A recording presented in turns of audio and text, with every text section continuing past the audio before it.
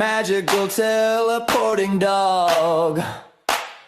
It's Murphy. He's a cute and curly golden demigod.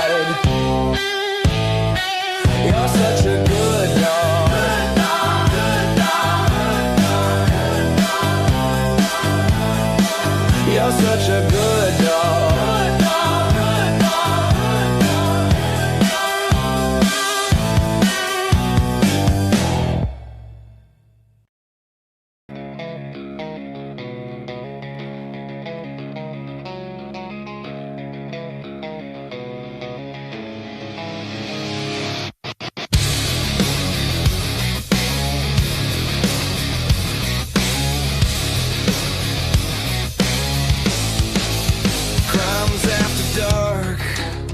Close the night out right, panel at the table, in that half-dead light. Miss Robin in the middle, calling every shot, directing and producing, till the story runs hot. 1-1 from the city, badge heavy on his chest, towing that law like a wicked chain, spitting facts, no rest. Crimes after dark, we close the night outright, tear through the lies till the wrong sounds like a fight.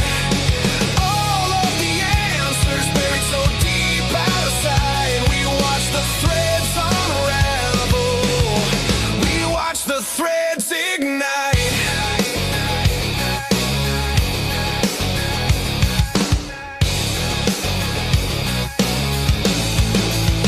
JJ in the corner, state of the deep in his head, which lies to toss and which ones to keep instead.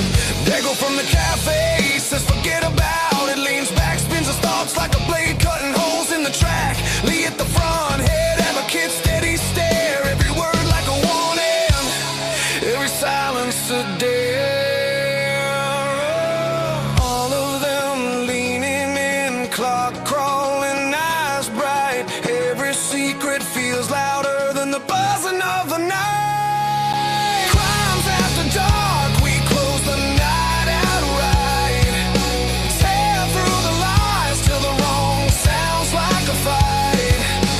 All of the answers buried so deep out of sight, we watch the threads unravel, we watch the threads ignite.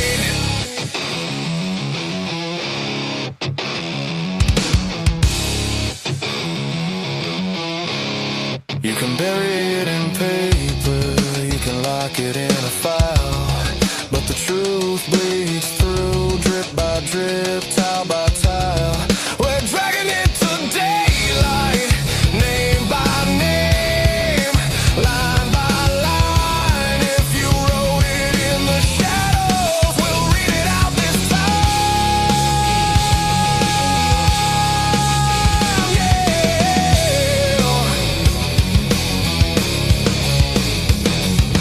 Crimes after dark, we close the night outright, tear through the lies till the wrong sounds like a fight. All of the answers buried so deep out of sight, we watch the threads unravel, we watch the threads ignite.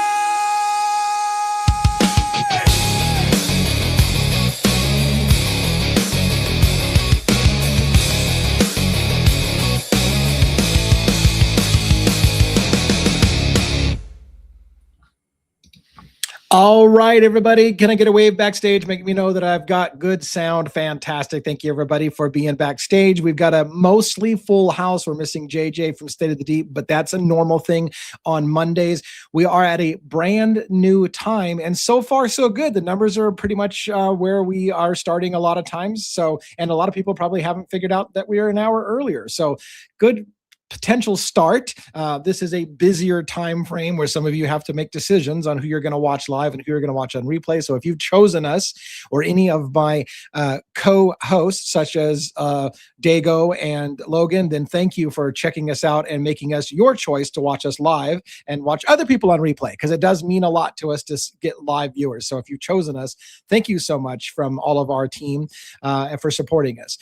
In that vein, let's get at her. We've got a pretty just open discussion tonight. I did have a video drop this morning on Mickey Stines, the 2-hour body camera footage. It's been out there for a long time from Court TV, but I broke it down and did my analysis and pointed out things that I saw. So we'll talk about that as a team. But other than that, it's kind of open season. Afterwards, by the way, again, we usually go about 2 hours.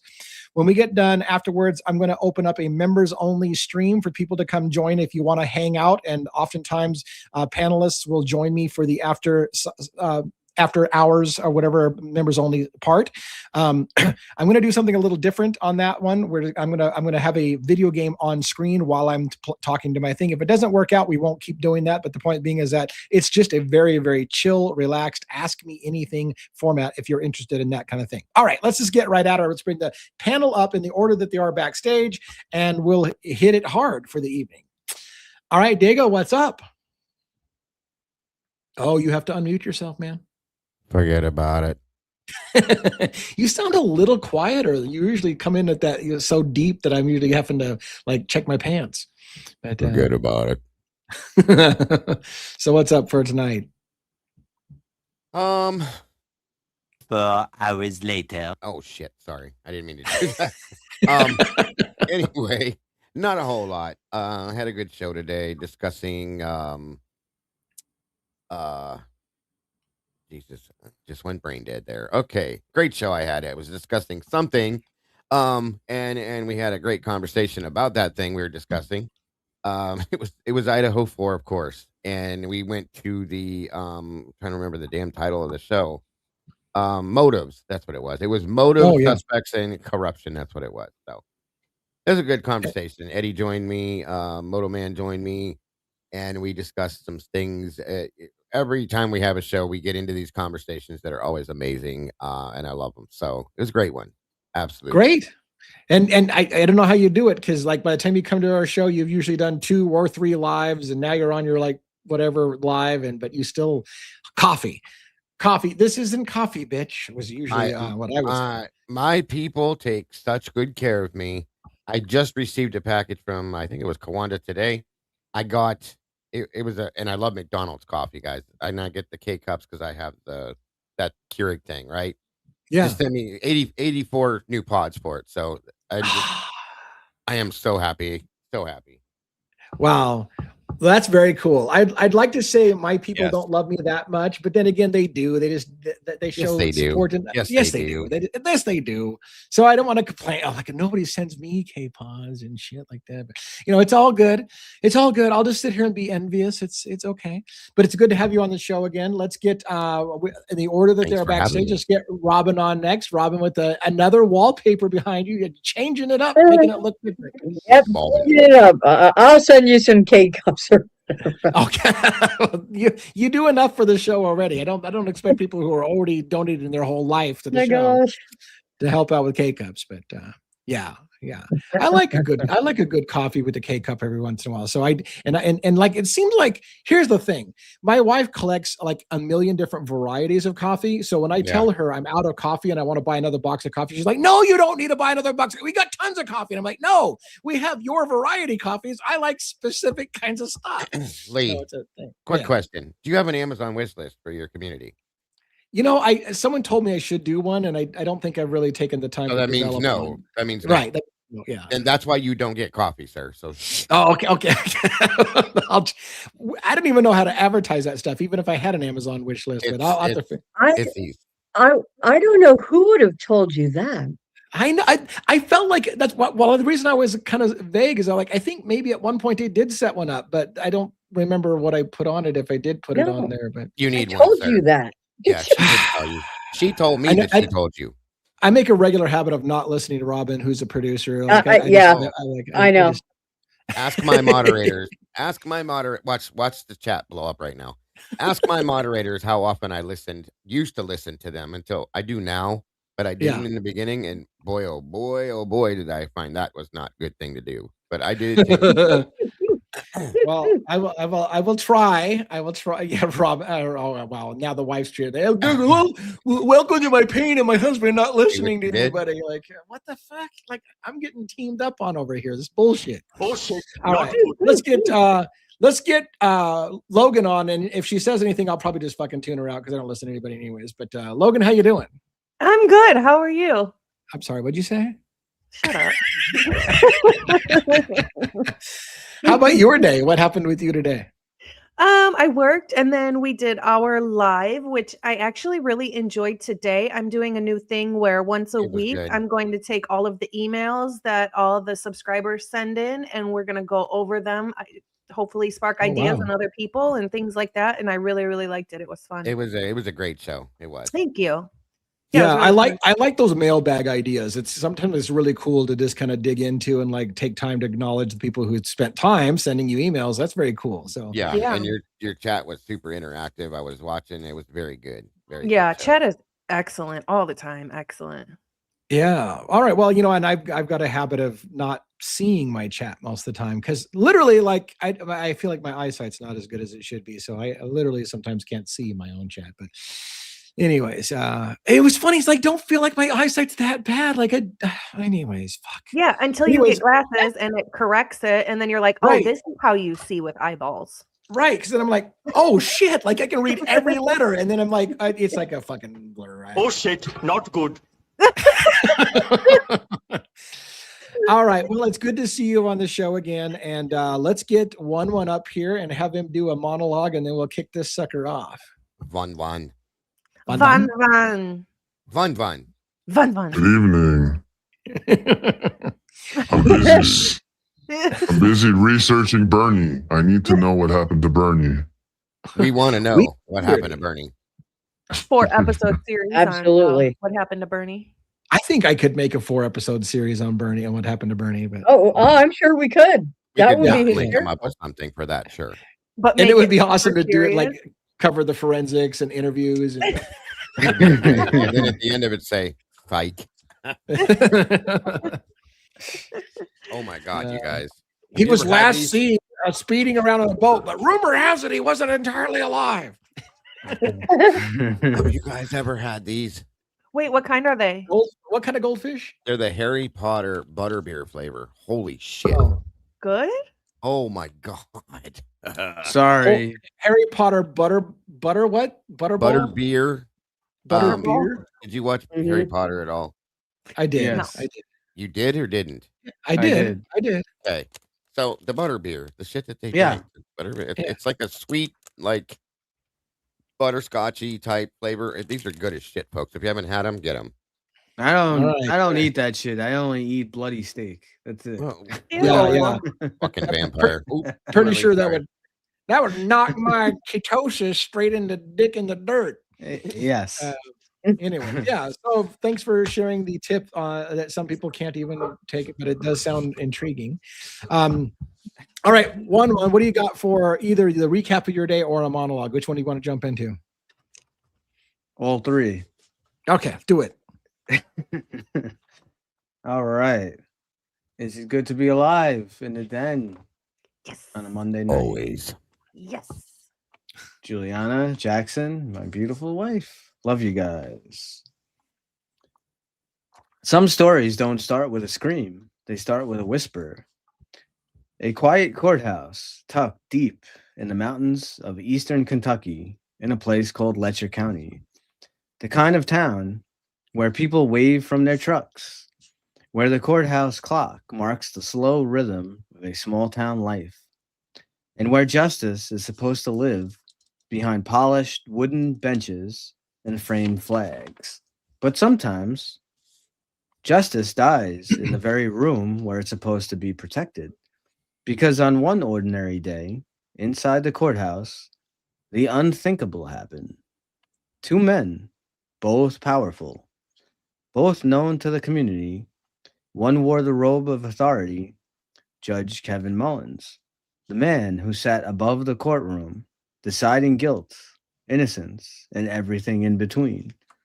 And the other, Sheriff Mickey Stines, the highest lawman in the county, a man sworn to enforce the law, to protect the courthouse, to protect the people inside it.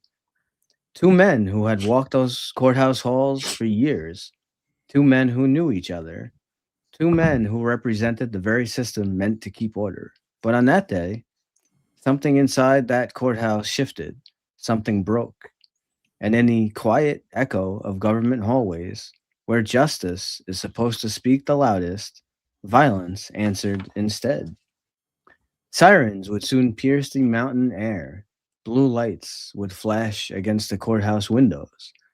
And a small Appalachian town would find itself asking a question no one ever expected to ask. How does something like this happen inside the very place meant to protect the law? Was it rage? Was it betrayal? Was it something buried deep inside the tangled politics of a small town where power and loyalty often walk the same road? Because in places like Lecher County, everyone knows everyone. Everyone knows the stories, but not everyone knows the truth. And sometimes the truth hides in the silence between the facts. Tonight on Devil's Advocates, we step into that silence. We examine the courthouse, the timeline, the men behind the titles, and the moment when law, authority, and trust collapsed inside the very building meant to defend them. So turn the lights down, let the room get quiet, and listen carefully, because some stories don't shout, they whisper. And in Lecher County, the whisper started inside a courthouse. This is Devil's Advocates. And with that, live from New York, it's Monday night.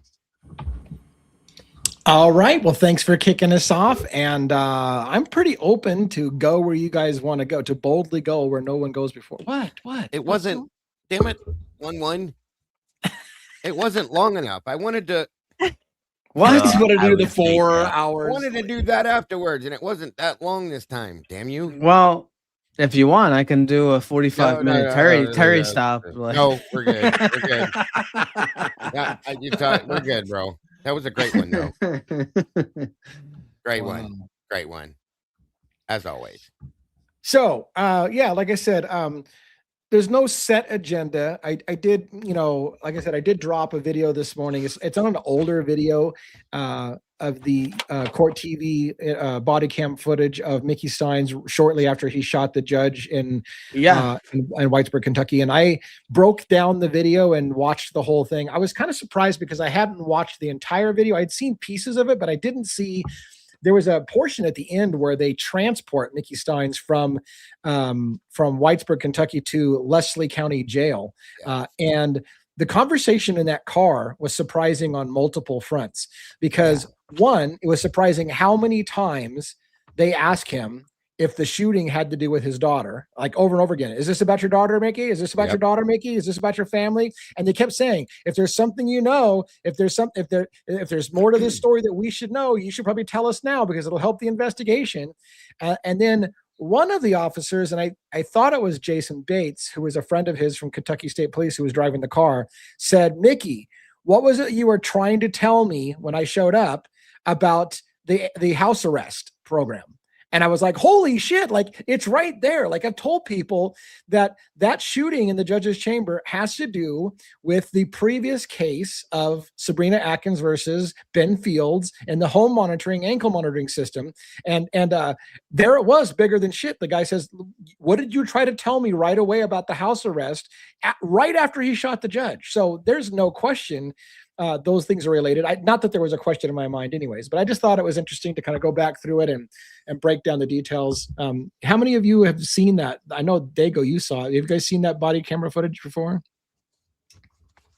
Today, I reviewed it. Yeah. I didn't, I saw just parts of it before, but yeah, I didn't know that there was a whole big thing on this Brandon officer, huh? So it looks like there's, I know you're going to get into it, but it looks like there might be some history there. Well, the prior history. Yeah, and Logan, have you seen any of this at all? The I have not, and so I'm hoping you're gonna tell us and share it, and because I'd really like to know. Yeah, you know about the story a little bit, right? With the sheriff, the judge. Yeah. So a while ago, Court TV had put out this clips of Mickey Stines' odd behavior that day, where he thinks everybody's trying to kill him. And I asked the question, playing devil's advocates, what if that's because somebody's actually threatening to kill Mickey Stines? Like maybe he's not just paranoid, but maybe he actually has been threatened. And in fact, his attorney has stated that Mickey Stines' life had been threatened. He was told to harm himself or somebody would harm his family. And again, they kept asking him, is this about your daughter? Is this about your family? So I think they know damn well a lot more than they're saying. We didn't. Yeah. And you're right. Sorry to interrupt you, but we didn't know when they put that video out, because I reviewed that whole thing. We didn't know at that point that he actually had been threatened. Okay. There was right. That. It was just him acting and looking paranoid. And it's like, as soon as we learned the other piece of that, holy shit, everything was like chink. You know what I mean? So look, and there's rumors. Sense. Yeah, I want to get to the Brandon thing because especially since Logan doesn't know, but there's rumors, as you guys probably know. I've been talking a lot to Jodi from Defense Rests, who's an Australian YouTuber, right? And she's gotten really heavily involved with the women of Lecher County who were abused by this home ankle monitoring system that Ben Fields was running and stuff like that. And well, anyways, they've all had different theories about what happened in the judge's courtroom before Mickey Stines shot and killed him. Right. Some believe that Mickey tried to call his daughter. She didn't answer. He asked for the judge's phone. He calls his daughter from the judge's phone. She does answer, and he pulls out a gun and guns him down, which leads everybody to speculate what the fuck's going on at that? Like, why does he kill the judge for the fact that his daughter answered the phone when the judge called? When you know what the judge supposedly knew and was allowing happening in his courtroom, you can start to jump to conclusions. But some people say that's not what happened. Some people said Mickey Stines had actually reported on the sexual abuse scandal that was going on to the Kentucky State Police, and that they refused to investigate because they worked too closely with Lecher County Sheriff's Department, so they didn't want to investigate it. So Mickey Stines had gone above Kentucky State Police to the State Attorney General's office. They were investigating the case shortly before Mickey Stines shot and killed the judge. It started to go off the rails. People were threatening Mickey Stines to shut your fucking mouth about what's going on in this county. And so Mickey Stines started to become unstable and was threatening and told people, like, they're going to kill me. And somebody told me that he was literally taken out and attempted to kill him out in the woods at one point. We covered that on my channel at one point in time. And for those of you that were there, that when he was delivering, I think it was like mobile meals or Meals on Wheels or something with the one pastor friend of theirs. Yeah. That if that guy wouldn't have been with them, Mickey might no longer be with us. That's a fact.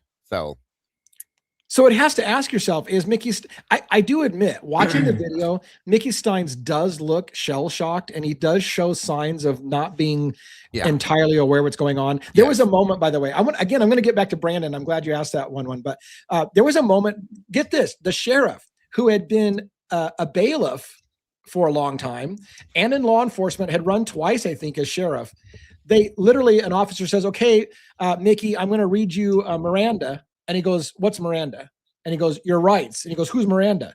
And how does the sheriff not know who Miranda is or what Miranda rights are? And I think it's because Mickey Stines was still in shock. Like he literally just killed somebody. He's still in shock. And he has a dazed look on his face a lot. Like when they ask him, Mickey, are you listening to me? And he just kind of stares at him like, what the fuck you? And he even said at one point, I don't know what you're saying. Like when they had he's him out in the hall. Yeah, when they had him sit in the hallway there and they were trying to talk to him and they were bringing in the guys that he had known his whole life, he's just kind of sitting there staring as they're talking to him, and he'd look away and then he'd look over here and he's staring again. And I'm like, I was telling the community when I was doing, I was like, this dude is out of it. Like, it made me wonder. I almost thought he was on something for a minute. And then it's like he came back for a minute and then he was starting to say things thinking like, you're not taking me down there. I'm not going over here. I'm not going over there. So yeah, it was wild. It really was. And that's my take. Mickey shows a moment of kind of laughing and kind of hamming it up with a buddy, like, hey, remember when we used to box as kids? And he's like, yeah, you used to whip my ass. And there was and he was having a good time until, as one said, a guy by the name of Brandon. And the only reason I know he's Brandon is because one moment when he offers to go get another pair of cuffs, because Mickey's a large guy, and so he was handcuffed behind his back, and it was uncomfortable for him because he's a very large guy. So they were going to get a second pair of cuffs to extend the range his arms could reach, right? By, sometimes they double cuff you or put two pairs of cuffs together. So they were going to get a second pair of cuffs. And at one point, Mickey says, Brandon, I don't need them. So that's the only reason I know his guy's name. But what's weird is I searched all over when I was making the video, like, who the fuck is Brandon? Because what I saw was very, very weird. So online, they say no one has been able to confirm the identity of Brandon. And I don't know that I really believe that, but I haven't been able to find it yet. Like, I've tried and tried to find out who Brandon is. Here's what I'll tell you happened. This guy comes up and immediately Mickey Stines' behavior changes. He goes from being kind of like a little jovial, laughing about the boxing thing, to shutting down. And he tells the guy gets right in his face, very, very close with him. By the way, that officer had his hand on his gun most of the time. He had his hand on his weapon the entire time. And Mickey says, I don't feel safe. I don't feel safe. He wouldn't look at him. He seemed extremely agitated by him. And the guy kept staring down the hall with a really weird, like he was waiting for somebody to look away or whatever. And Mickey was terrified of the guy, in my opinion. And I watched that play. And then when Brandon went to go get the second pair of cuffs, Mickey, who said he was terrified of leaving the courthouse and didn't want to be transported, as soon as Brandon left, he says, we can leave now if you want. He wanted to leave. As soon as that guy left, he wanted to leave. I find the whole fucking thing super weird. Like, that guy, he literally told him, I'm afraid. I don't feel safe around you. You charged me, because this guy apparently charged him right after the shooting. And he felt unsafe around this guy. And the guy even said, Mickey, you've known me for a long time. So they have a history together, but I don't know who the fuck he is. I think there's a reason, Lee, that none of us, because we looked into him too. I think there's a reason none of us can find who Brandon is, truly. Yeah. I think that's part of Mickey's issue with Brandon too. I'll just say that.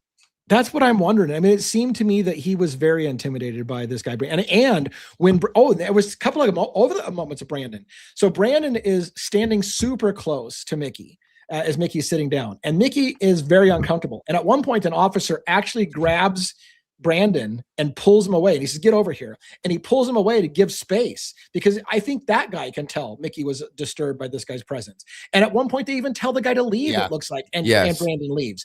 And he goes down the hallway towards the back of the courthouse, where they're going to take Mickey at one point. They're going to take him to the back of the courthouse and down to the Sally Port, where they can put him in a police car and escort him to the other jail, right? And when they start to walk him down that hallway towards where Brandon was, he's like, no, guys, no, man, don't do this to me. Don't do it. And he's terrified. He's like, don't do this. Don't make me go down there. He was fucking freaked out. And he kept looking around corners for somebody to ambush him. He thought he was going to get shot going to the back of the courtroom. I remember when he gets to the car, he looks in the back of the car before he would. He literally thinks somebody.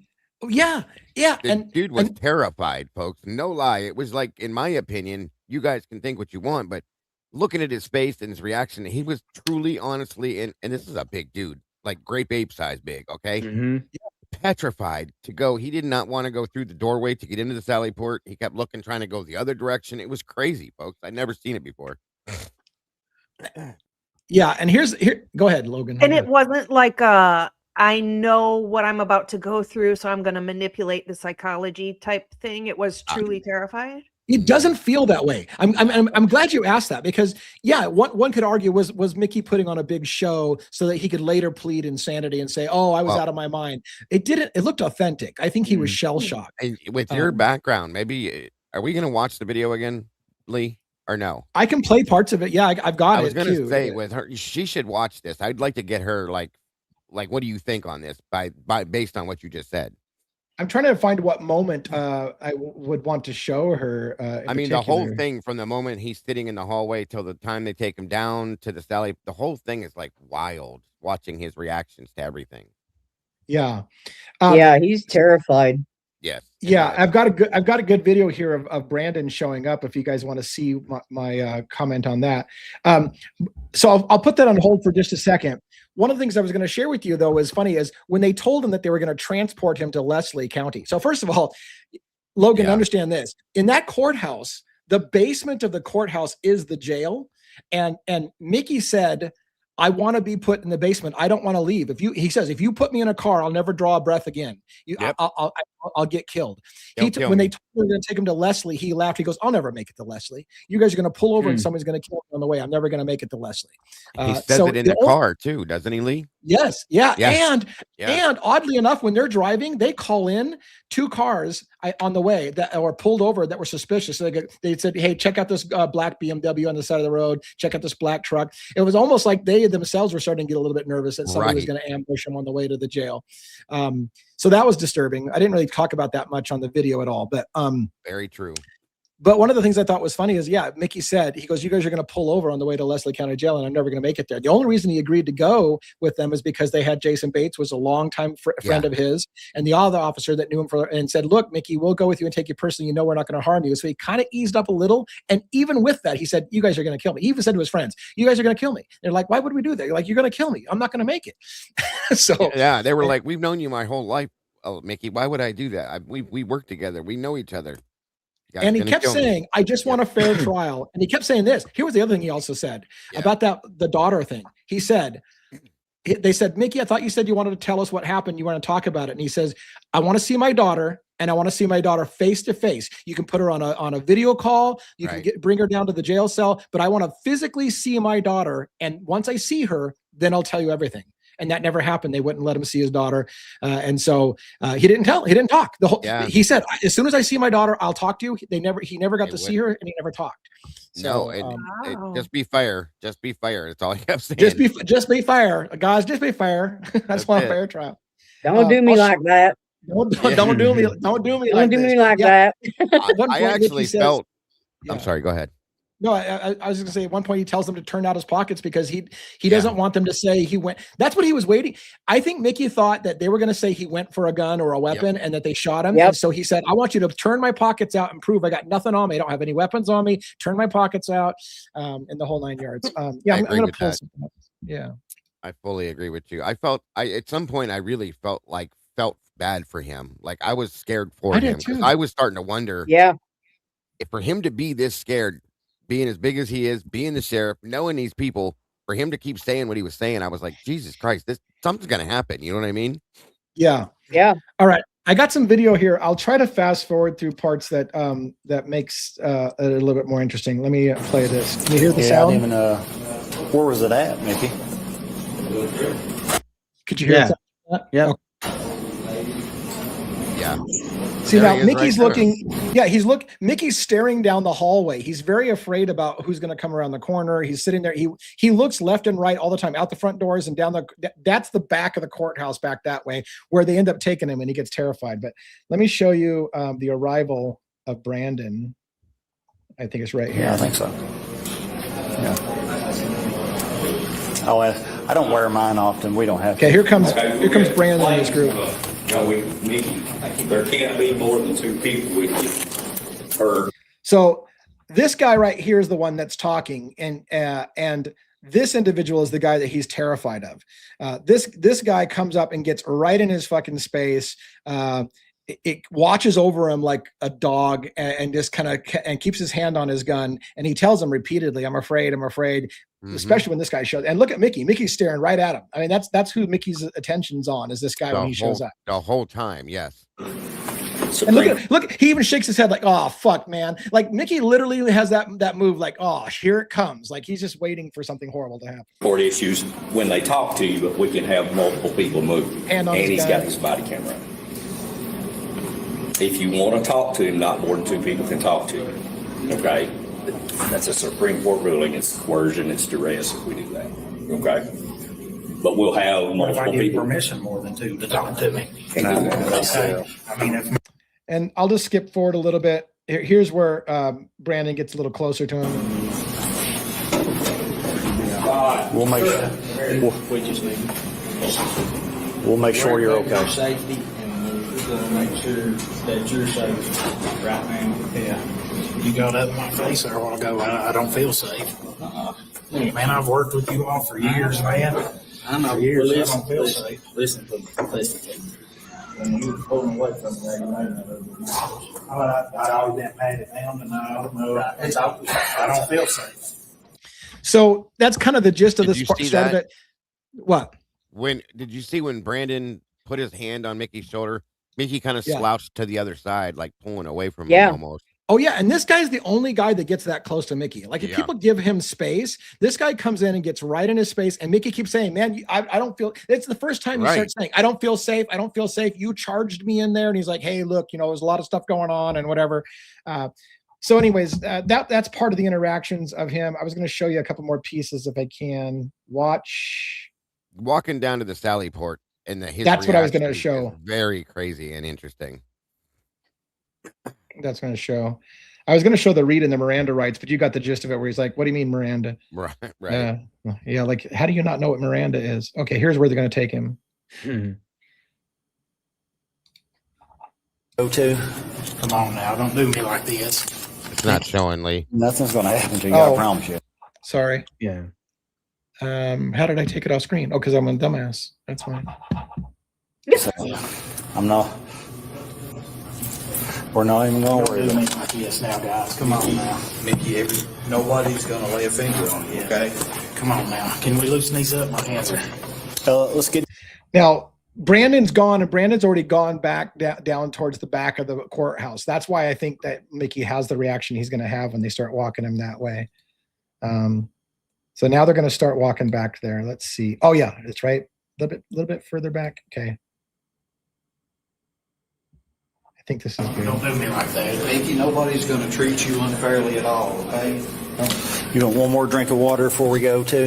He keeps saying, "Don't do me like that," because he thinks they're going to literally kill him, and he keeps saying, "Don't do me like this." Okay, here we go. Mickey, you're fine. I got my camera on. Come on now, guys. No. We got to get down there some way, okay? Mickey. No, that ain't the way to the jail now, guys. What's the way to the jail? How do you get down there? I don't know. I've never done it from here. That ain't the way to the jail. No. What's the way to the jail? I thought the elevator went. No. Does the elevator go down the jail? No. They don't? No, that elevator don't go down jail. That guy is Clayton Stamper. He's the lead detective on this particular case. Petrified. But only we get to be the Sally. Yeah, I don't know if you saw it, but when they come around the corner and one of the officers, Clayton, I think, pushes the elevator door, and Mickey immediately backs up and goes, "Oh, no, I'm not going there. That's not the way you go." And he's terrified they're leading him to his death. He's leading him to an ambush. He's either outside or through this stairwell. You don't have to go outside. How do you get there? Show us. You can go through that stairwell right there. Well, come on, show us. I don't know it. Come on now, guys. Be fair with me now. I've been to this floor of the courthouse. We can get to the jail right here too. I'll show you. Well, no, there's people in there. We can't. Come on now, it's clear. No, there's a woman right there. No, we're not going in there. We're waiting in the Sally court. Come on, Mickey, we ain't putting you in the left hand. Yeah. Oh, I'm not saying to do that. We ain't. Come on now. Come on. Now you'll notice they have to keep pushing him on that thing. He's terrified to go down this hall. When they get him to the stairwell, he's looking around every corner for ambush. He's expecting to be killed at any minute. Now, is it a show? I don't know. We'll ask Logan in a minute because Logan asked that question. Is he just faking this, or is this genuine fear of what's happening? Yeah, so we'll play it through until he kind of gets down to the Sally port, and you guys tell me whether we'll go to a discussion on that. We ain't gonna hurt you, man. Let's go down the stairwell. Come on now, guys. Come on now. You're good. Come on. Where's the stairwell? That's right here. Don't let them do this to me now, guys. Come on now. Mickey, we ain't doing nothing to you. Taking you downstairs. Come on now. Nobody's gonna do a thing to you. You walk yourself, okay? No, there's gloves there and everything now. Come on now. Gloves. Where they come from? That's from. Come on now. That's from EMS. No. Keep going. Now, Come on. You're all right. Now. I mean, he's looking for shooters. He's looking down he thinks he's a goner. And they're pushing him down the stairs. And he's like, no. And he's looking, he's all over the place looking for his ambush and his death. This is crazy. Y'all don't kill me now. Mickey, we ain't gonna do nothing to you. Except they get in here and put you in the car. Yeah. That's it. Go this way. Sally. Come on. Nope. Don't. Not that way. Not that way. Come on. Mickey, speak to my heart, sir. No. You can't talk to him. You can't talk to him. Come on, Mickey. You know better. Come on now. Don't put me down in jail. Here. We're not. Now, this has got to be, and just to let you know, this is going to be a terrifying moment for Mickey. he comes down to this area. All three doors here are locked. One goes to the jail, one goes to the Sallyport area, and another one, I'm not sure exactly where it goes, but he gets pinned in a little tiny stairwell with about 6 guys all surrounding him. And you could tell he's like, oh, fuck, I'm dead. This is where it's going to happen. And it's bad.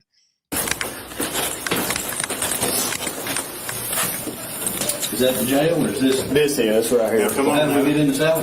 It cuts left right here. I have been here. The door. Hold on, give it a second. There shouldn't have been nobody in there. No, Come on, everybody's on lockdown. Come on now. Yes, sir. All right.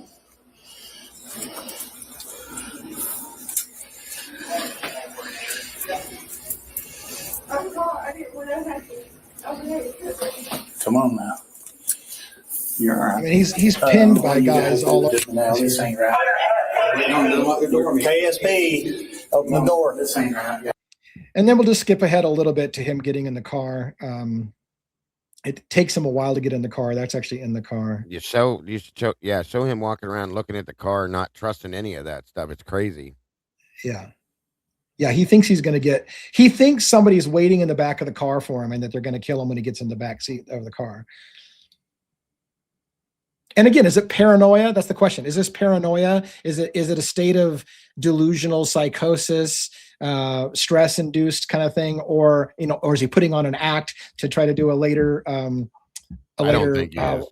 I don't think so either. I don't know why the fuck my Here's my keys, please. All right, let's put this back on full screen. Go this other side. What's that?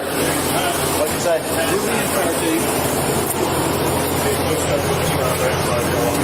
I'm going with Bates. You're going with him? Yeah. This officer right here that's kind of reaching into his pocket. That's Jason Bates. That's Jason a longtime friend. Yeah, a longtime friend of his from Kentucky State Police. That's the officer that he agreed to go with because they're lifelong friends. But even though he's a lifelong friend, he said, "You're going to pull over and I'm going to get killed." And he's like, "Why would I do that to you?" He goes, "You're going to pull over and have me killed." So even he thinks his best friend's going to fucking get one of his not best friend, but one of his closest friends from high school. What is it? There's nobody in there. Look at him peek. He's like making sure nobody's in the back. Come on, Nick. Come on now. Come on. Here, hop in here. Come on now, guys. We're not doing this. Anyways, that's enough footage for now because I don't have time markers to show you. But I guess Logan, from since you asked the question, what do you think? Do you think he's putting on a show to plead insanity later? Do you feel it's genuine fear? What is your initial take? So at first I saw him kind of like unsure, but they gave him a drink of water and he willingly took it. So I was like, oh, maybe he doesn't think they're going to hurt him because they could have put anything in that water. Yeah. But then the more it goes on, it almost gives you anxiety as you're watching it because you can feel what he's feeling. He won't turn his back to anybody. Like when they're in that hallway, he's pinned. Yeah.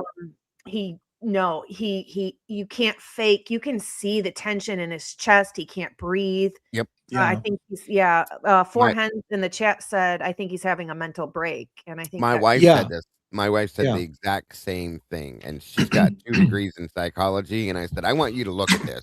I want you to tell me what you think. Like if you didn't know, she knew the situation. She was like, no, he's petrified, Joe. He's absolutely petrified. So that's her opinion too. You don't. Let me tell you when you're faking things, you're not going to think to pretend to look first before you go. Those things you just don't. Those are genuine for sure. There's only a couple people, I think, like with the water drinking thing.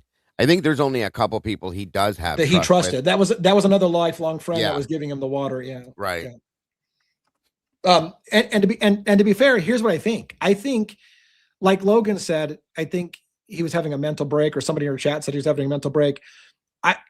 The defense, literally, Mickey Stines' defense is literally going to push for an EED defense. There's an extreme emotional disturbance, which is basically he temporarily lost his mind. And here's the thing. People were saying that weeks leading up to this, Mickey Stines was getting extremely irrational. He was saying weird things because Weeks before, he was deposed in Ben Field's criminal trial about raping women in the judge's chambers, and he was threatened. His life was threatened that if you keep talking about this, someone's going to kill you. You better kill yourself, Mickey, or somebody's going to kill your family. And that could have exactly driven him into a state of panic, because he's just like, they're going to kill me. They're going to kill my family. And the media keeps trying to push it off as, oh, he just had a mental breakdown and whatever. No. Maybe it's because he was afraid for his life and his family's life, because they literally were telling him they're going to kill him if he keeps talking. Right. And for I think he was staying in his aunt's house for whatever. I think I came to a conclusion on this, Lee, by the way. I think that the threat of him being at his own home, he was worried about his family being harmed. So he stayed at his aunt's house for a few days. And according to that situation, he didn't even sleep for the past 3 days. So that will cause even more of a psychosis per se in some instances as well. So for this man to do all these things, there's no doubt in my mind he was absolutely petrified he was going to lose his life. Yeah. And somebody had asked in the chat if wasn't the shooting caught on camera, and yes, it was. The shooting of Kevin Mullins is caught on camera. I think I've got it. Yeah. I can show it. I haven't pre-watched this footage, but I'll show it real quick to you. If and again, it's not graphic, so don't worry. This is not going to be graphic. No, there's no blood nor muzzle flash. Right, which leads some people to question whether or not it was a staged event, but we'll save that for a different thing. Let me put this on stage real quick. All right. So again, warning. I haven't watched this pre-footage. In the worst footage I've ever seen, there is no blood, but you do see somebody get shot and killed. So that can be disturbing for people. So I haven't pre-watched it. And there's no sound, by the way, of the recording from inside the judge's chamber. So this is the setup. There were people in Kevin Mullins's chambers. Kevin Mullins will be sitting in this chair in the back. He had people that were there with him. And there he is with people in his office. Here comes Mickey Stines. And Mickey Stines will quickly kick everybody out. Earlier in the day, Mickey Stines had gone to lunch with Kevin Mullins and several other people. In fact, they asked him about that in the body camera footage. What were you guys doing? Who was all at lunch? What were you guys talking about?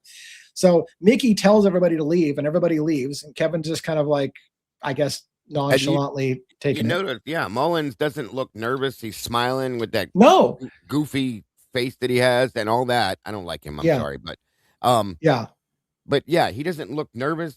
He's very relaxed, smoking away, smiling with the grin that he's got and everything. So there's no account where you would think this is real. I mean, also earlier it was said, it's on the record, earlier at lunch, there was some conversation somebody overheard between Mickey and Kevin Mullins. And Kevin said, do we need to talk about this privately in my chambers? Yes. So this looks to be the follow-on. After lunch, Mickey comes to talk to him privately in his chambers about something. Now you'll see Mickey's already pulled out his cell phone out of his pocket. He kicks everybody out, and then Mickey pulls out his phone and throws it on the table in front of him. We'll keep watching. Again, I never watched this, so we're kind of walking it through for people for the first time that haven't seen this. So a private conversation's happening. Mickey is, it looks pretty casual at this point. And by the way, for FYI, 2:42 p.m. is when this happens. 2:42 p.m. is about the time that LCC, the local high school, is ending their classes. They end classes around this time. Lila, his daughter, is at LCC that day. He says that earlier. When they ask him, is this about your daughter? He says, well, they said, where's your daughter at? He says, LCC. I spoke to her earlier. So many believe Mickey Stines called his daughter right about this time when she's getting off from school. This is when this happens. So that may or may not be the case. I'm just sharing with you what I understand to be the case. So now he's looking out in the hall, right? Making sure they're alone. He locks the door. Now Mickey Stines has bad intentions already. Wow. Well, something's coming at least when you see that. And isn't there another part with this where he gets up and he does. He goes the other direction looking that way too. Yeah, looking out the window.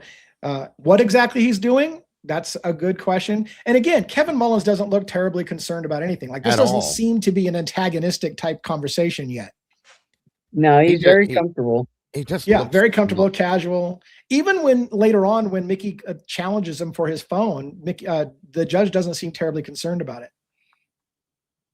Now, again, to be fair, and this is for Logan, because Logan likes the psychology part of it, right? Mickey keeps going out and looking out in the halls with that. So is this irrational, paranoid behavior? Because people said Mickey was acting very suspicious prior to the shooting. He was acting irrational and afraid of things. And again, the counter to that is because maybe he was threatened that they were going to kill him if he kept talking about it. So anyways. And by the way, let me give you a couple of pieces of information, but let me take this off screen for just a minute to set this up.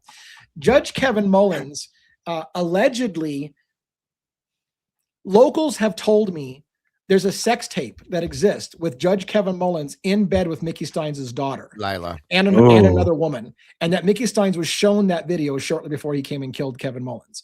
Now, I haven't been able to prove that, and that's not part of the official narrative, but somebody said that that tape exists. A person who had that tape has been killed.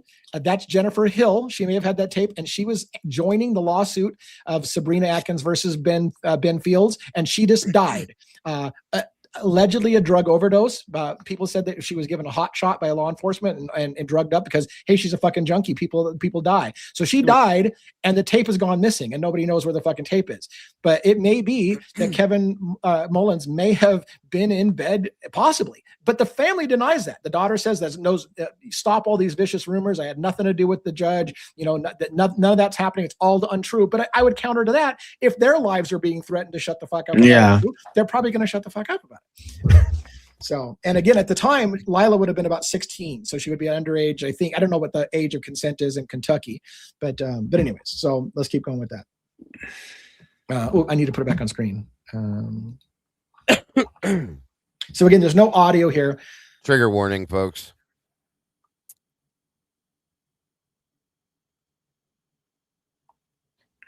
It's still going to be a little ways because he's got to ask for phone. He's going to make some phone calls and ask for some phone calls. I don't know. I mean, they kind of fast forward through some pieces. I don't know if we need to fast forward again. I've never previewed this, so I don't know how long this lasts. It doesn't last terribly long. The shooting is very soon to this. No, it's not that long. You can let it. And look, and Mickey Stines, even Mickey Stines even looks relaxed. Like there's no tension in these two guys at this moment. They're just having a conversation. But there is even, yeah. I was just going to throw in real quick. I'm sorry. I don't mean to interrupt you. There is an interesting piece of information about this. So the word is, I don't know if it's true. There actually is audio on this. There could be, and they took it out when they showed this. So I think there is audio. Yeah. But I've never heard it. No, me either, and I'd love to. So I don't know if we need to. I'm going to fast forward with scrub along here to see. Okay, here's where Mickey leans forward. So I did scoop ahead a little. So they're having. I don't know if they're a more agitated conversation, but Mickey's. Look at that. So there is, like, if you read body language, Mickey's and him are having a conversation or something. Yes. I don't think Mickey's totally buying it. He's rubbing his chin. He's like, my interpretation is Mickey's not buying the judge's story or whatever they're talking about. And Mullins, and look, and the folded arms across the chest. Yeah, he's closing down. He's getting pissed off. Yeah, about something, right. Right. And if you watch Mullins, he's doing stuff like he's making a point and he's going like he's explaining like, things like like that's stupid with his head and stuff like that. So yeah, right. Yeah. So this is where things are apparently getting serious. Now, Mickey Stines pulls out his phone. Who he calls here is the $1 million question. Some people say that he called his daughter, Lila, and attempted to make a call, and it didn't go through. His daughter didn't answer. So the story, many people think, it may not be true, is that he called his daughter, Lila, and she didn't answer. Then he'll ask for the judge for his phone, and he'll call his daughter Lila, and she did answer, and he pulls out his gun and kills the judge. So now who got called and whatever, this is the $1 million question. Some people say there's a FaceTime call on here, and it's not Lila on the FaceTime. So let's kind of watch this. So he makes a call. There's maybe the FaceTime call where there's somebody on the screen. yeah. See, that's the one that's supposed to be his aunt, supposedly, from the other piece of info was given.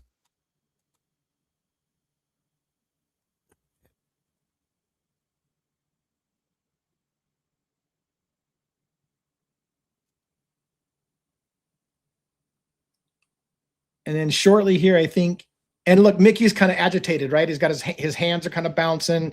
He's agitated. Again, if you read body language, and of course, hindsight's 2020. We know what's going to happen. So I'm reading into things perhaps. Makes another call.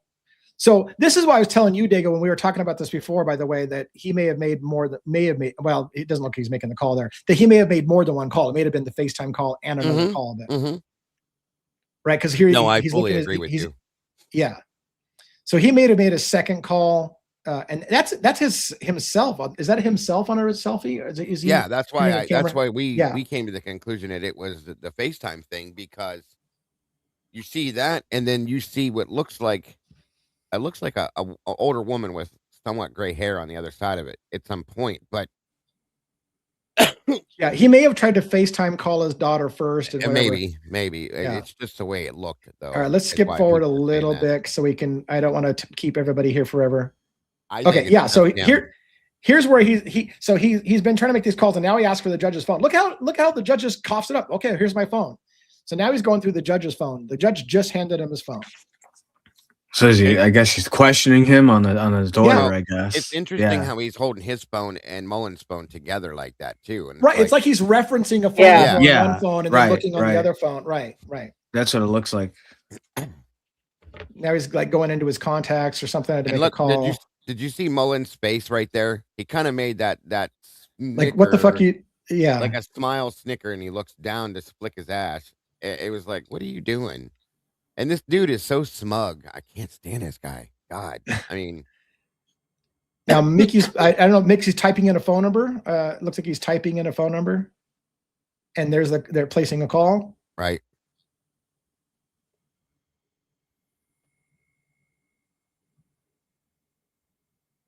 He did it again, Mullins, with this snicker. Yeah. Now it looks like Mickey maybe has somebody, like he's talking to somebody. So I think somebody picked up right there. Right. And now he's talking to somebody.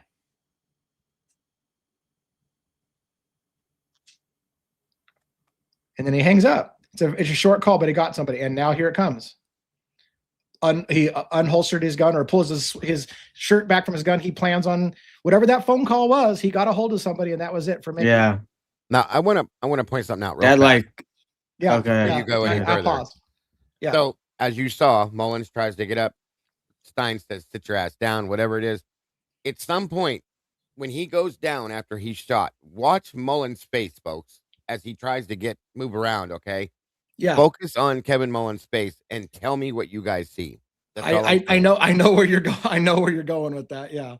It happens fast, but you gotta be carefully watching. Yeah. So.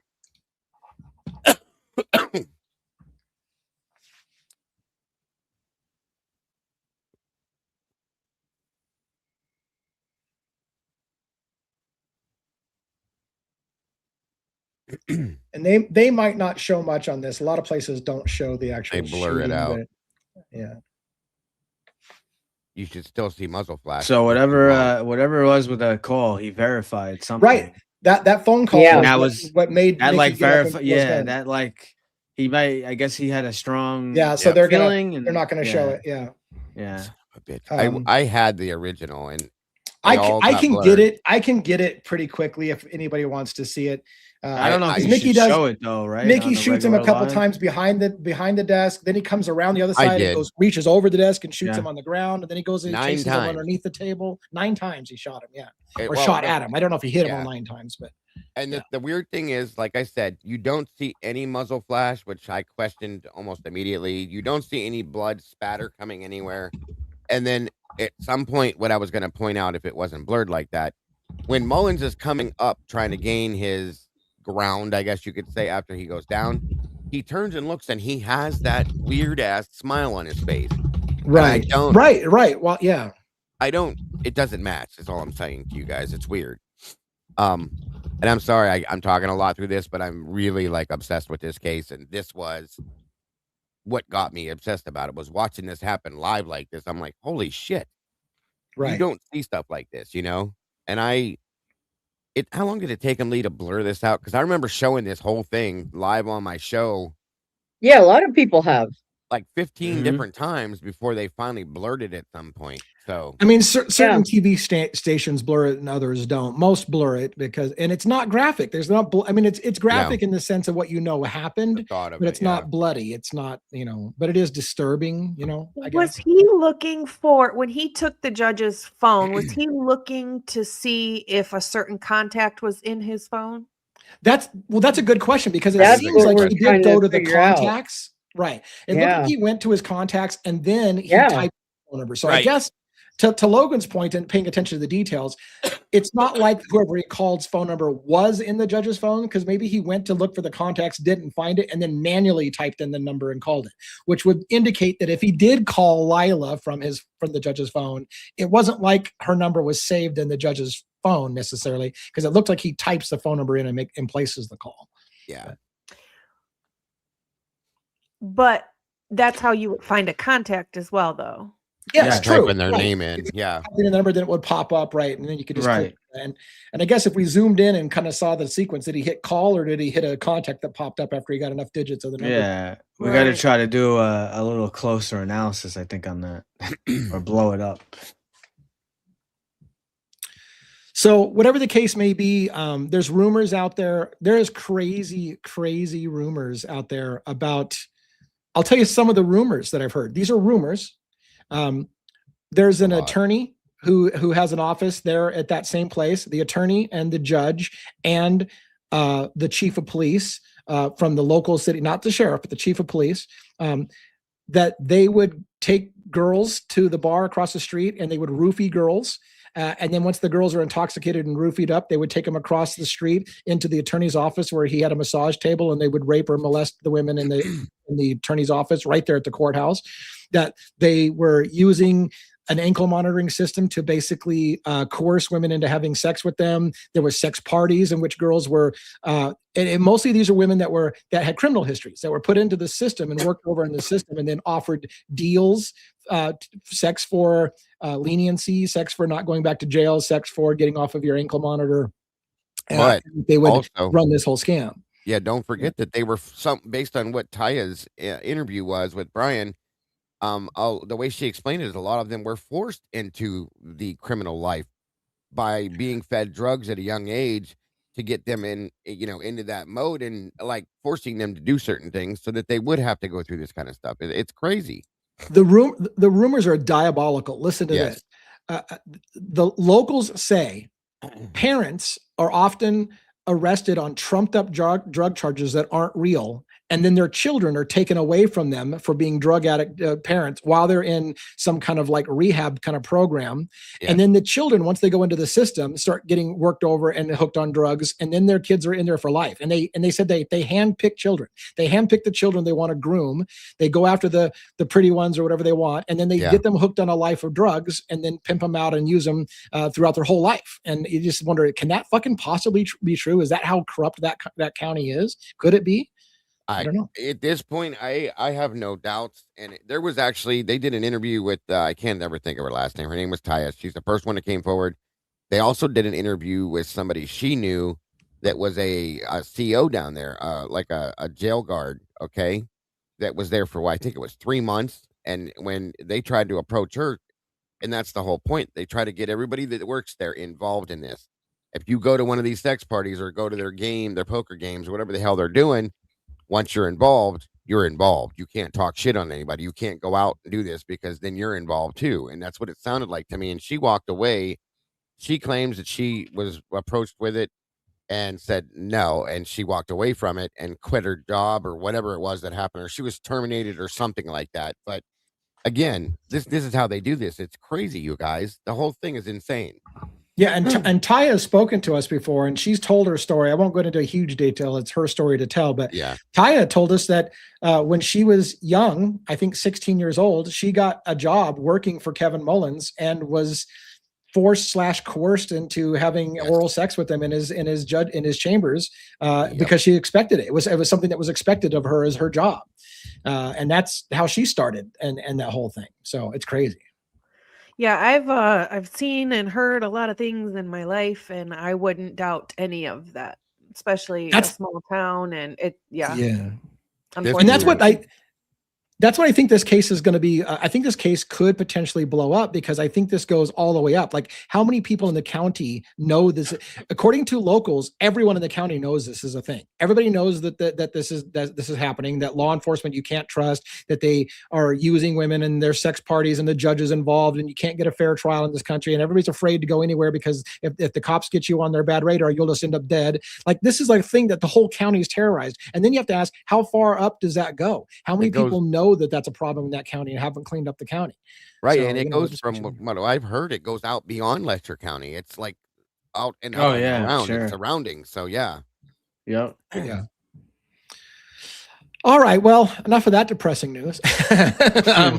It's interesting. And again, I guess from the final food for thought was watching the video again of Mickey's behavior. I think it can be a combination of he literally did have a mental break, but it might have been induced because he literally might have been having his life threatened and it made him snap, and he took matters into his own hands. And so, do we know when his trial is supposed to be, Lee? No, I don't think they've officially set the date. So it's sometime probably this year, but I've even heard rumors that the prosecutor, the guy that's prosecuting this, was threatening Mickey in the background as well. When he did his deposition, I do believe that the prosecutor, I think it's the prosecutor. What's the prosecutor's name again? I'm trying to think. It's escaping me. I had both of the attorneys' names, and now I'm blanking on it. But this, I think it's the prosecutor that like kind of was like on top of Mickey the whole time. He went to the deposition. He went there with him. He did this, did that, so on and so forth, and he was threatened the whole time. So, is that in the video? Rhonda? It doesn't seem like Rhonda was saying. Like, it doesn't even seem like he's hit. Look, to be fair, like I said, here's the thing with saying. In case you haven't heard it before on our show, let me tell you a reason why some people think the judge actually wasn't shot and it was a staged shooting. Mickey Stines allegedly had gone, like I said, to Kentucky State Police to investigate what was going on in that county, and they didn't investigate. Then allegedly, Mickey Stines went to the Attorney General's office, and they started getting involved. And I do have a video, an audio that I got through Jodi of Blevins and Matt Easter from the Attorney General's office interviewing Ben Fields in the back of a car. It's an audio of them interrogating him about his illegal activity with the women and that thing. So they were on the case. And where I'm going with that is, if this did go up higher, let's say it went as high as a governor of the state or something like that. If it went up high enough, somebody like a governor knows that's happening, could somebody have turned state's evidence and said, I'll go into witness protection, you fake my death, and I'll give you all the deets? So could somebody like a Kevin Mullins have agreed to fake his death, and maybe even Mickey Stines to fake the death of the judge so that they could get to the higher ups? I don't know. I don't know. I you know how I feel about being shy about witness protection things, but in this case, it makes sense.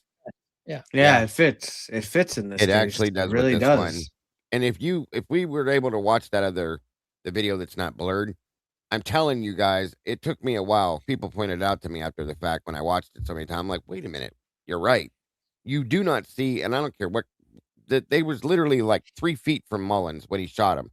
There was no muzzle flash. There was no blood spatter. There should have been blood spatter coming off of Mullins when the bullet hit. Multiple things that should have been in that video were not there. And it made me start going, what the hell's going on here? It's wild. It's truly wild.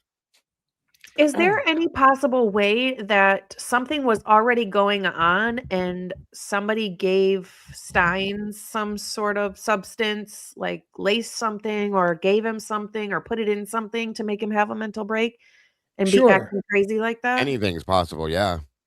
Yeah. He went to lunch and he did get his food when they had their little disagreement, packed up his food and brought it back, and I'm sure he ate it at some point. So somebody could have put something in his food and a drink, anything. Yeah, he could have been suffering some kind of delusions from a medical kind of situation. Drug-induced psychosis or something. I wondered that myself because of when, like, especially Lee, like when you brought up the point, which is a good one, when he said, "Who's Miranda?" and what, he's the sheriff, for Christ's sakes. You know what this is, and it's that he was too far. Yeah, that's a wacky. That's a weird statement. Yeah. Yes. Yeah.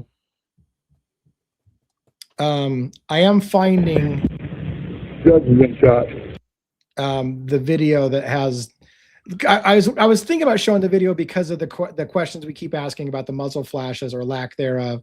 I will say that you do see the gun buck, you know, and you do see maybe like I was looking at his muscles on his arm and seeing like the concussive reaction of the bullet kind of thing. So it feels like something did happen, but you don't see the muzzle flashes. So it's a good question. It didn't affect my channel when I showed it, so if that's what you're worried about, I don't. It's not that. I'm just trying to literally find a video that doesn't. I've got a video, and I feel like it's going to show a lot more. It's not blurred out, but whether they actually show the trigger pulls or not, I'll put it on screen real quick. Again, trigger warning. You might want to put that thing up on screen again. Yeah. Hold on. So this is one that doesn't put a gigantic blur on it, so you will see movement.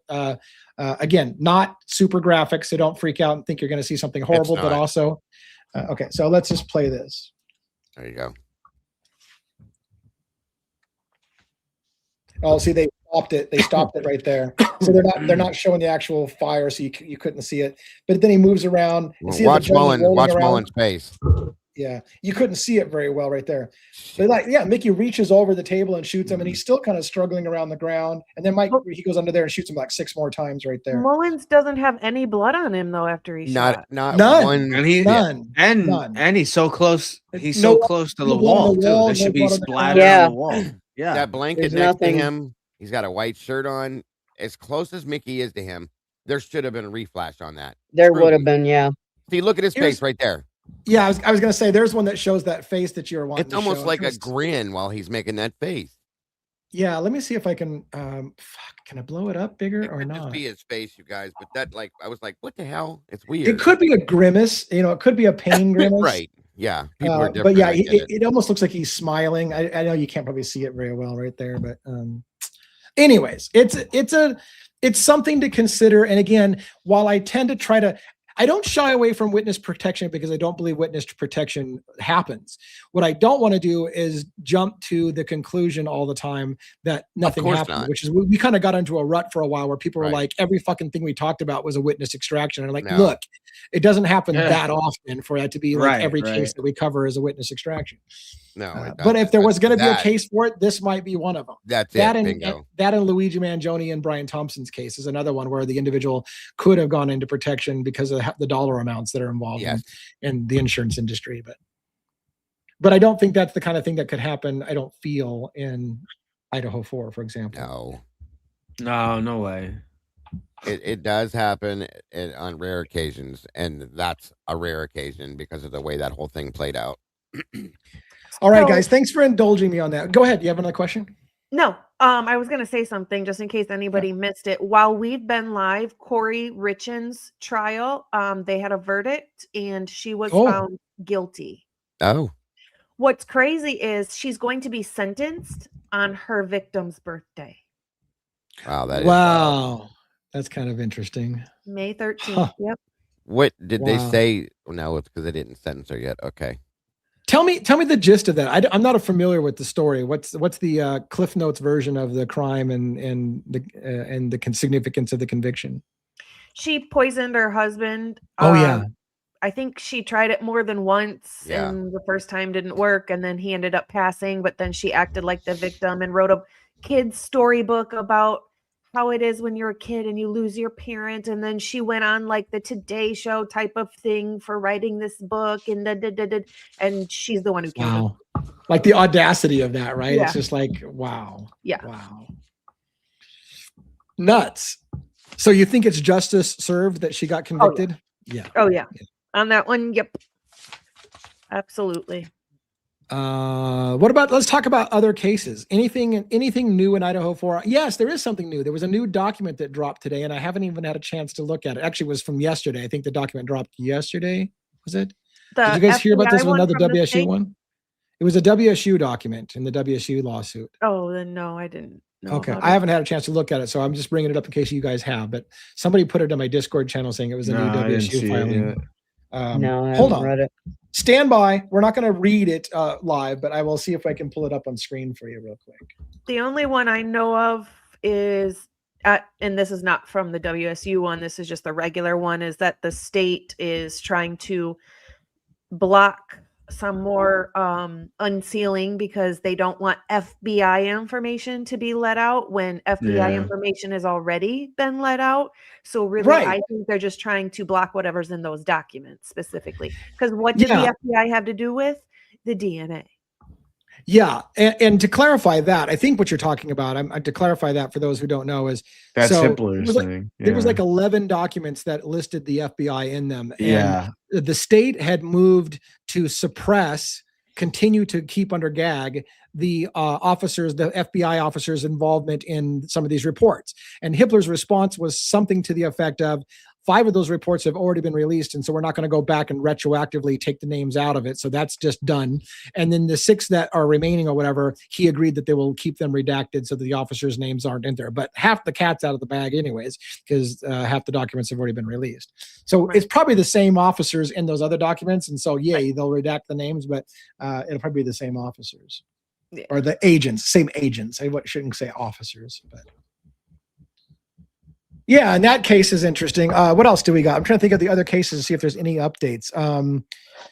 Delphi, Indiana, Richard Allen's case. We're still waiting for news about the appeal. And I think, by the way, I think I've said this before, but I think I incorrectly said that we're going to find out if they're going to do anything about the appeal. I think what it is that due now, now, like this week or next week, is the state's response to the appeal. Yeah. So an appeal by the 30th. By the 30th of the month? Yeah. Okay. So they've got to the state has to formally respond to, the counter. So it's going to be a judge is going to look at both cases, right? So the defense has said this was a bullshit trial. We're appealing it, and the prosecution is going to have to say the opposite, which is no, it was totally legit. It happened exactly the way it was supposed to, and you should ignore their request for an appeal. And then after that, a judge is going to have to, an appellate court is going to have to review it and decide whether or not it's something they want to do something about. So we're a ways out still on that one. Let's see, what else do we have? Rex Heuermann's case, law and serial killer case. I don't think there's anything new in Rex's case right now. His trial should be starting this year. Is there something new? I was going to say, I think, not that we, we do, we've covered it a little bit. I think there's supposed to be something with Charlie Kirk. That's what I was Tyler. thinking. I think that's coming up. Yeah, Tyler Robinson's. I heard about this. Tyler Robinson's. Something's coming up with that. Yeah. There's something. There's something. I think it's towards the end of March.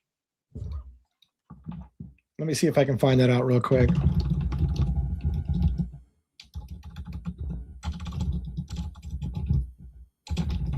I gotta. Wasn't there something new that came out with Nancy?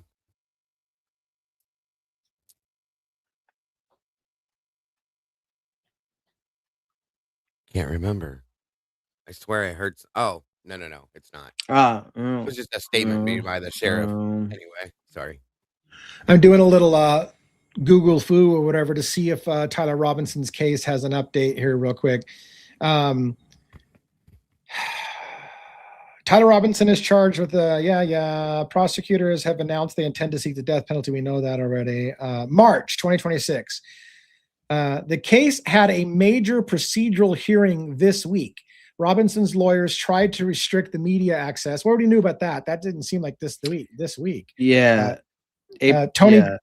Tony Graff denied most of the requests, meaning the case will remain largely open to the public. Yay! Tony Graff, by the way, I wish we could all cheer Judge Tony Graff. That guy has made it clear from day one, we will have a fair trial, and Tyler Robinson will have a fair trial. We're not going to railroad this fucker like they do so many times. I like Tony Graff, probably because he's a newer judge, and so he doesn't know better, and he hasn't been slapped into slapped down by his colleagues. But the defense must file a redacted version of their motion by March 30th. So that's one thing that's coming up. They've got to file a redacted version of their request to seal things and keep it out of the public. And then the April evidentiary 17th. hearing, April 17th. Yeah. Yep. What else? What other cases do we follow? We've talked about Noah Pressgrove. Anything with the family's lawsuit for wrongful death in Noah Pressgrove's case? Well, And in this evidentiary hearing, I get to hopefully hear some arguments on Terry stops. And you might want to cover that. I was late now. What about Luigi? Anything new on Luigi? Luigi. Yeah, Luigi. I want to say there is something new, and shame on me for not knowing it. Hold on, let me see if I can pull. I'm going to do this real quick. How about let's do this together? I'm going to pull up on screen LuigiMangioniInfo.com, which is the official website of Luigi Mangione. And this is his case updates. So Friday, May 18th is going to be a court case in the People versus Mangione in the state case. September is the next docket date for the federal case against Luigi Mangione, and in the Commonwealth of Pennsylvania, no date whatsoever. Last letter filing from the federal case was in March 6th, so that doesn't look like anything new. There's a February 5th in the state case. That's nothing new. So on the website, at least, I don't see any real new traction, and that the next court date on the People versus Luigi is May 18th. I don't know if anybody else who follows Luigi's case knows of something new, but I don't think there's been any new filings that I know of. Interesting. Great questions. And Luigi Mangione's case is going to be really an interesting one. His legal team, how do I say this? His legal team, which is a blockbuster legal team, and by the way, I need to take this off screen because that's not doing us any good. You confused the shit out of me is what you just did. I bet I did. So Luigi's legal team has done a masterful job for their client, Luigi Mangione. One, they got first-degree murder in the state case, first-degree murder in the furtherance of an act of terrorism. They got that removed because the judge agreed with the defense's excellent written report that wasn't terrorism and you can't call him a terrorist. And so therefore you need to drop first-degree murder. So now he faces second degree. And that was a massive win for Luigi Mangione. And then another massive win they won is they got the judge to drop the charges of the death penalty on the federal case that she said they can't put him to death. And that was a massive thing. So now Luigi Mangione has gone from being potentially executed for what happened to life in prison without the possibility of parole, which by some extent, that's a big win, right? The client gets to live. So they won a huge victory for him. Go ahead. I just wanted to ask, because we've never talked about this since I've been over here. We've talked a little bit about him, but not like in depth. But like, I'm just curious, like with all of us in here, like what each one of your thoughts are about Luigi. Do you think Luigi's the one? Do you think he did it? And I'd love to hear that. We've never asked Logan that question. No, like, how about you start, since you and I haven't talked about it? What do you think? Well, in the beginning, of course, watching the video, I was like, yeah, he shot him. It is what it is, but you don't see his face. We don't know it's him. And then off he goes. So when I saw the other stuff that came forward from this after the fact, I started to question it because of what we do here. And now with everything that's happened the way it has, I'm not sure. I'm truly, honestly, and being real and about the whole thing, I'm not sure because of the things that we know now, if he's the one that did this, and if he and why. The whole why behind it, why he wouldn't be the one that did it, if not, and so on and so forth. So your mind is an open book trying to find out if Luigi even did it. Absolutely. Before we move on to Logan and Robin and one, let me ask you this. If you find out he did do it, do you have any certain kind of feelings about how the larger implication is? So let me give you the real quick thing about that. Some people view Luigi Mangione as a man of the people who shot an abusive system that was abusing people through their medical practices and using AI to reject claims. Do you think that fuck him, if he shot somebody in the back, he's a cold-blooded murderer and he should spend the rest of his life in jail and there's no question? Or do you have certain kind of mixed feelings about that at all? Have you heard anything about jury nullification option? Those kind of things. And so in my opinion, and this kind of goes in line with my feelings on the Charlie Kirk situation, okay? I didn't know Charlie Kirk. I had no feelings towards, against, or for Charlie Kirk because I just didn't know I knew who he was, but I never followed him or anything like that. So, same with this situation. You do not have the right, I don't care what the situation is, to take a human life. That's my opinion. Granted, Brian, whatever his last name is, I can't think right now. I'm sorry. Thompson, I don't mean that. yeah. Thompson. Brian Sorry. Thompson, yeah. I couldn't remember it, but yeah. Thompson. I should have remembered that. Whatever he was doing, I don't agree with it. It's wrong. I was fighting on the phone with my doctor's office today because of things that are probably because of that situation and the things that the man's done. Granted, okay, but there are other ways that that's supposed to be dealt with. You don't just kill somebody because you're upset because of things they've done. That's why we have the court systems as fucked up as they are and law enforcement. Okay, I get it, but you don't have the right to take somebody's life because of those feelings. I know people buck me because of that. That's just my feelings. So fair. And Logan, I feel like I'm handing you a gigantic shit sandwich asking you this question, but how much do you know about Luigi Mangione and the Brian Thompson shooting, and do you have any certain feelings about it at all? I think I know more than average. Mm-hmm. I have the opposite feelings as Dago. I didn't think it was him at the very, very beginning. Yeah. I didn't think the pictures matched completely. I thought it was. You mean the video from behind? Yeah.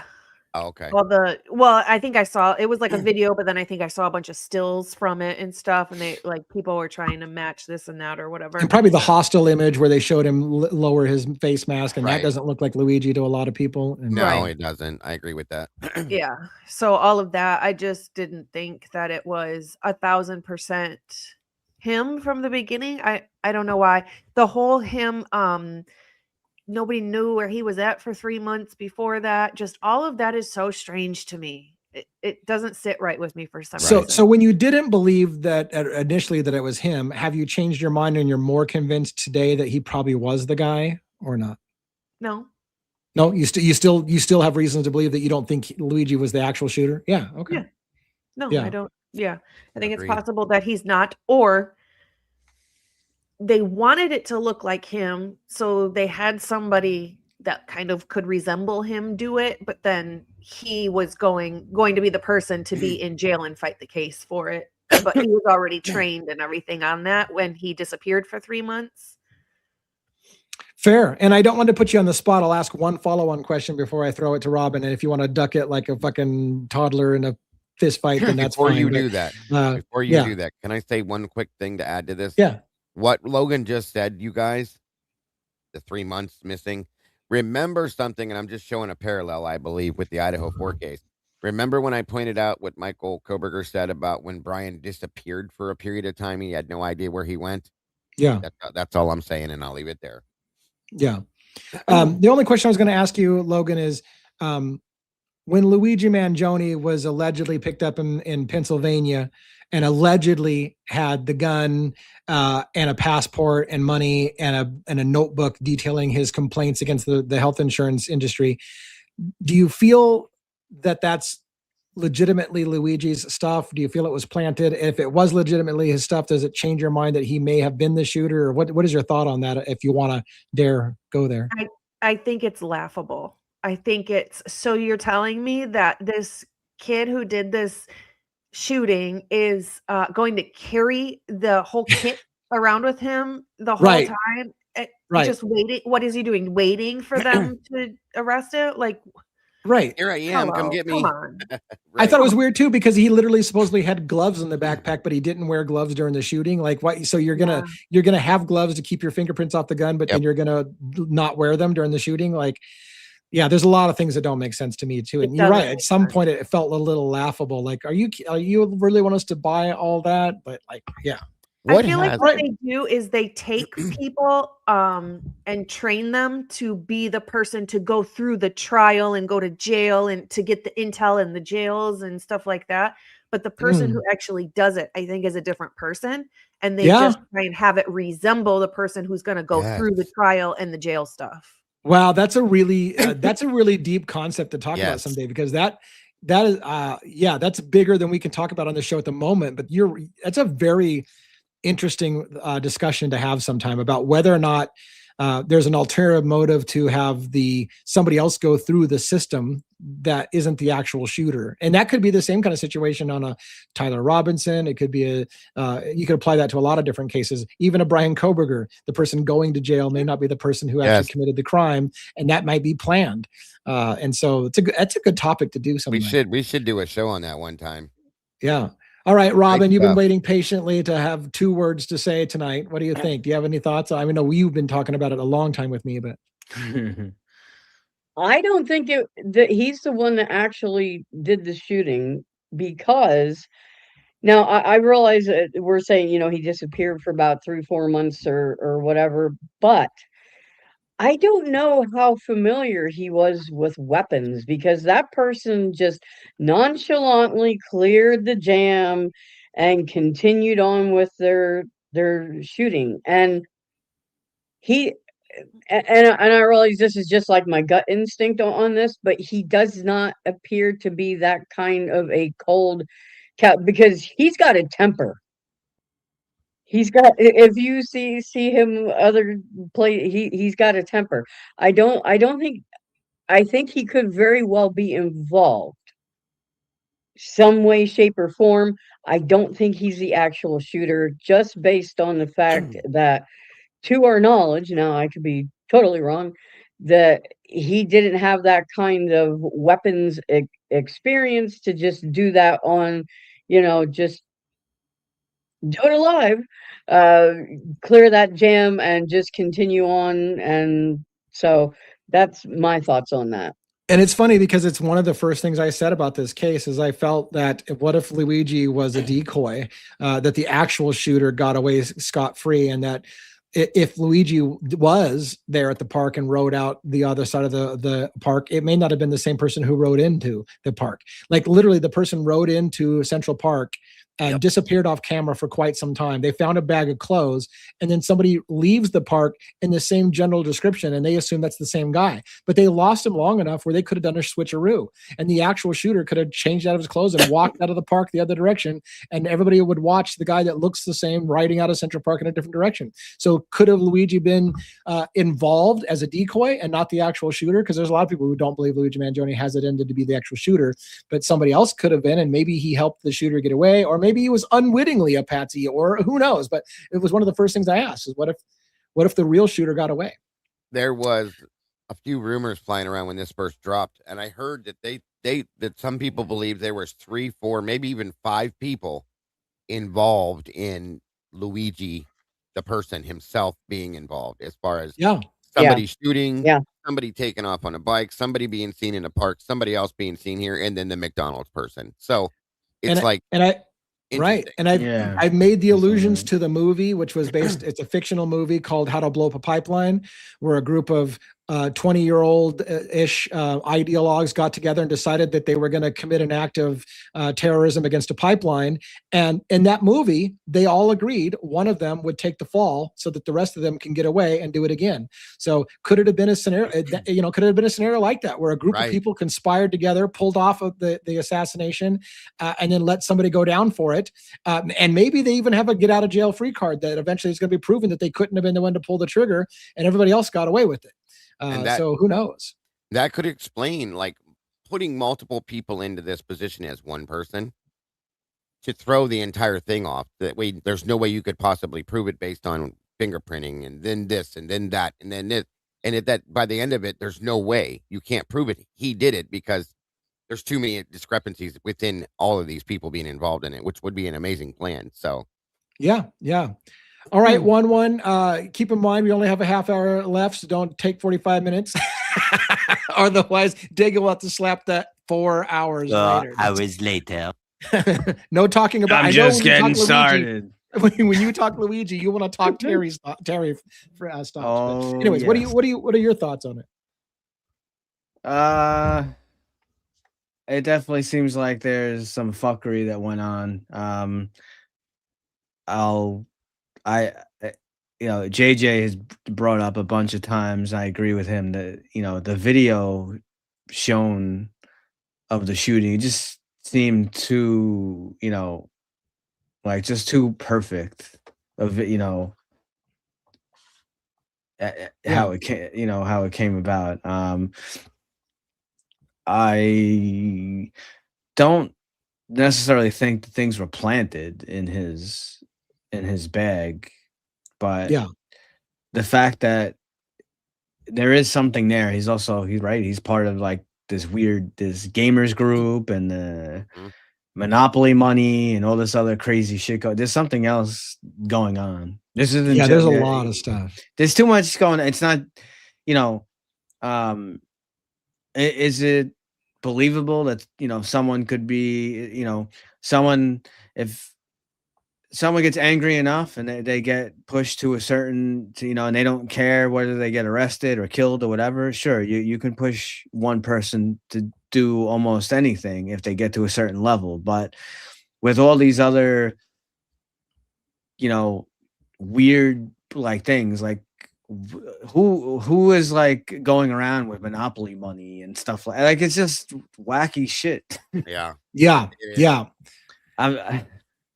All right, so let's do this. I mean, I can't wait to see how the Luigi case pans out. I'm watching it still, and I will break down probably more legal documents as we get further into it. It's one of the things I enjoy doing, even though it's funny when people say, I watch so and so because they actually cover legal documents. I cover legal documents all the time. But anyways, let's do legal this. documents. Do they want to rewatch our analysis of the Terry stop? Oh my God, we've done a ton of legal. I've read so many legal documents on air, and I've highlighted major sections and read it, and I broke it down and analyzed it. Robin, if you want to throw the link to the Backstage, we got enough time where we could take a caller if somebody wants to come up and join the panel and ask a question. If not, fire your question into the chat. Well, let's focus the last few minutes. We've got another 15 minutes or so here on some kind of viewer channel question from either one of our three channels that are co-streaming this, or from somebody who wants to come backstage. If you guys, by the way, want to post that invite link to your chats, you could do that as well. Maybe somebody will take us up on it and join us on stage to ask a question. So we'll give it a couple minutes to see if anybody wants to join us on stage and ask a question live. You don't have to show your face. If you want to keep your thumbnail on, you can not turn on your camera, and you'd be perfectly fine to have only your microphone working. So try not to be so camera shy. We don't bite anybody's heads off. While we're waiting for a guest to see if they're going to appear, watch your guys' chats. Tell me if you guys see anything, or tell me what you guys want to talk about for the last 15 minutes if nobody bites. Fantastic.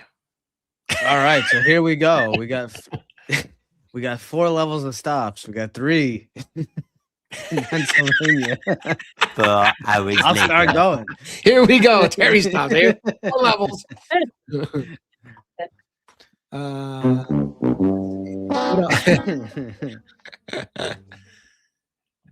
Someone says I watched JJ last night with the attorney girls and Ron. Queens. The custody queens. Yeah. JJ was absolutely amazing and displayed his true intelligence. Yeah, they loved him. The custody queens loved having JJ on. And in fact, the custody queens would like to get JJ and myself on together to talk about Delphi, Indiana. So that's one of the things they're working on right now. Looks like we've got the defense rest, Jodi from Australia, joining us on here. I don't know if she missed or not. We'll find out. We talked a lot about Lecher County just at the beginning of the show for the first hour and 15 minutes. Hey, Jodi, are you there? Hello, I'm here. Can you hear me? I can. Hello. Did you check the first part of the show out, or did you miss all that? I missed it. I'm sorry. Oh, okay. Well, see you later. Catch up on the live, and we'll talk to you later. I did watch the stream. No delay tonight. That's awesome. Yeah. So yeah, we were talking in depth. The panel, Logan had seen some of that footage for the first time, and Logan was asking the question. So we broke it down a lot and showed her some about whether Mickey was faking some kind of psychosis. Was he faking, being confused about Miranda rights and things like that, or was he genuinely terrified? And I think Logan came to the conclusion that it looks like he was genuinely terrified. It doesn't mean he wasn't having a breakdown, but he was genuinely terrified. It's a little from column A, little from column B. I think he was definitely paranoid, definitely scared, and possibly in shock, as you say, but I don't think he was having a schizophrenic or psychotic episode, so to speak. No, I think he did. He was shell shocked, I think. And And I think he probably had high amounts of anxiety leading up to the shooting because he had been threatened and things like that. Absolutely. And then he also knows what involvement those people around him have in all of that. And that's got to play on his, on what's going on. And look, you know as much as anybody, Jodi, that whole, you talk to the locals in that county and they have stories about officer involved murders or cover-ups of murders all over the place. And so if Mickey Stines knows that's the kind of people that work, that his coworkers, he's going to be afraid of his own coworkers. Like absolutely, he may know some pretty dark individuals. Interestingly enough, too, when I first started covering the case, sorry, I had a couple people that had popped in. One that lives on the other side of the mountain, and then one that lives right outside of Whitesburg. She told me that said that these things, like you said, are known to the entire community inside and out, and it's been going on forever. So it's crazy. It's crazy to me. That's why predators are so prolific there, because there is no consequences. There was something I read a couple of days ago where it showed that I think 70% of the actual predators there have come in to Kentucky from outside, like, because it's the perfect place to be. It's ridiculous. Because there's so much corruption, and they'll look the other way, or That's why I really would love to interview Taya on my channel and just she would love it. Absolutely, let her tell her story. I really would love to do that. I found out who the trooper was, whose video body cam footage it is, and the bald guy that you call Brandon. His nickname's Randy Combs or Coombs. Oh wow! And the other guy, it's Trooper Stacy Trotter, whose body cam footage you're watching. Maybe that's why we couldn't find Brandon. Yeah. So Brandon's name is actually what you said? Randy Combs, Combs. Oh, there we go. And what do you know about? Tell me what you know about them. What have you found out? Randy is apparently part of the high intensive. Hang on, let me read my source's message. Nice. AKA Brandy. So he was. Oh, but before you get too far, real quick, for what Jodi's saying, again, she's got locals who went to school with these people. Yeah. So when Brandy, who's been on Jodi's show a ton, right? When Brandy sees those videos, she's like, I know that guy. Like, I went to school with that guy. She knows these people. She doesn't have to guess who they are. She knows who they are. Go ahead. So he, and then she tells me what he's done for her as well. But so Stacy Trotter, the boxing reference, because I actually Googled that and came up with someone else with the boxing reference, but it's actually Stacy Trotter, and he had apparently a home gym, and a bunch of the boys would go and hang out and lift weights and do MMA style stuff, and Mickey would go and lift weights there while Trotter did fights, but he got into a bit of an issue apparently with some steroids, and Trotter or Mickey Stines? Trotter, yes. Yeah. And then Randy is apparently a no nonsense, no shit kind of guy, as you can probably tell by his posturing. Yeah. Yes. And where is it? He's. It's funny you said that, Jodi, because I was going to make mention. We were watching a video earlier when Randy or Brandon, whatever, is standing there over like in front of Mickey. He's kind of got that puffed out chest. Like, overbearing, standing there, and you can definitely read it. He's got a little penis. It comes with a little dick syndrome, apparently, but that's hilarious. So he was part of the special conflict resolution team or something, or high conflict. But oh yeah, got you. So did you feel that Mickey was afraid of him or not? Yeah, definitely.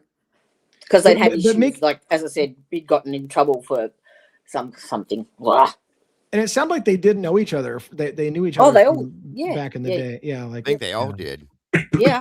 And do you know what? It's funny. I was actually, Taya got on stream the other night and went absolutely off her rocker I think the ATV accident, the girl who died, has sort of triggered a few memories for her because of her, her story from her childhood. Right. And yeah, she lost it a bit.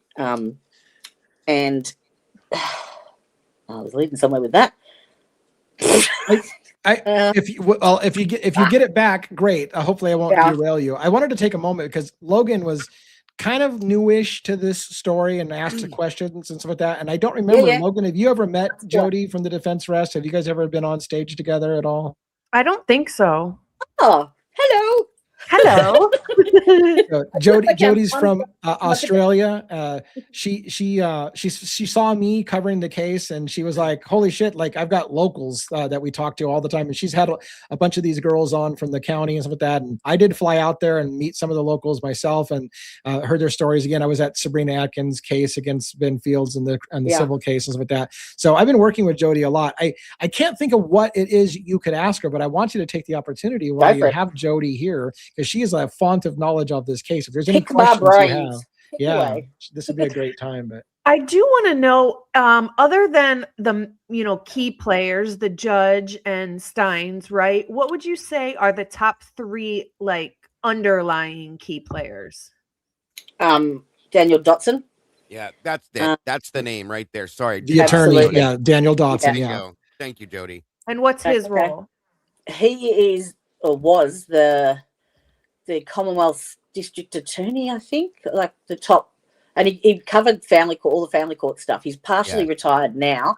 You remember that? Remember I told you the story about an attorney that supposedly went to lunch with them and would roofie girls and whatever. That name is right there.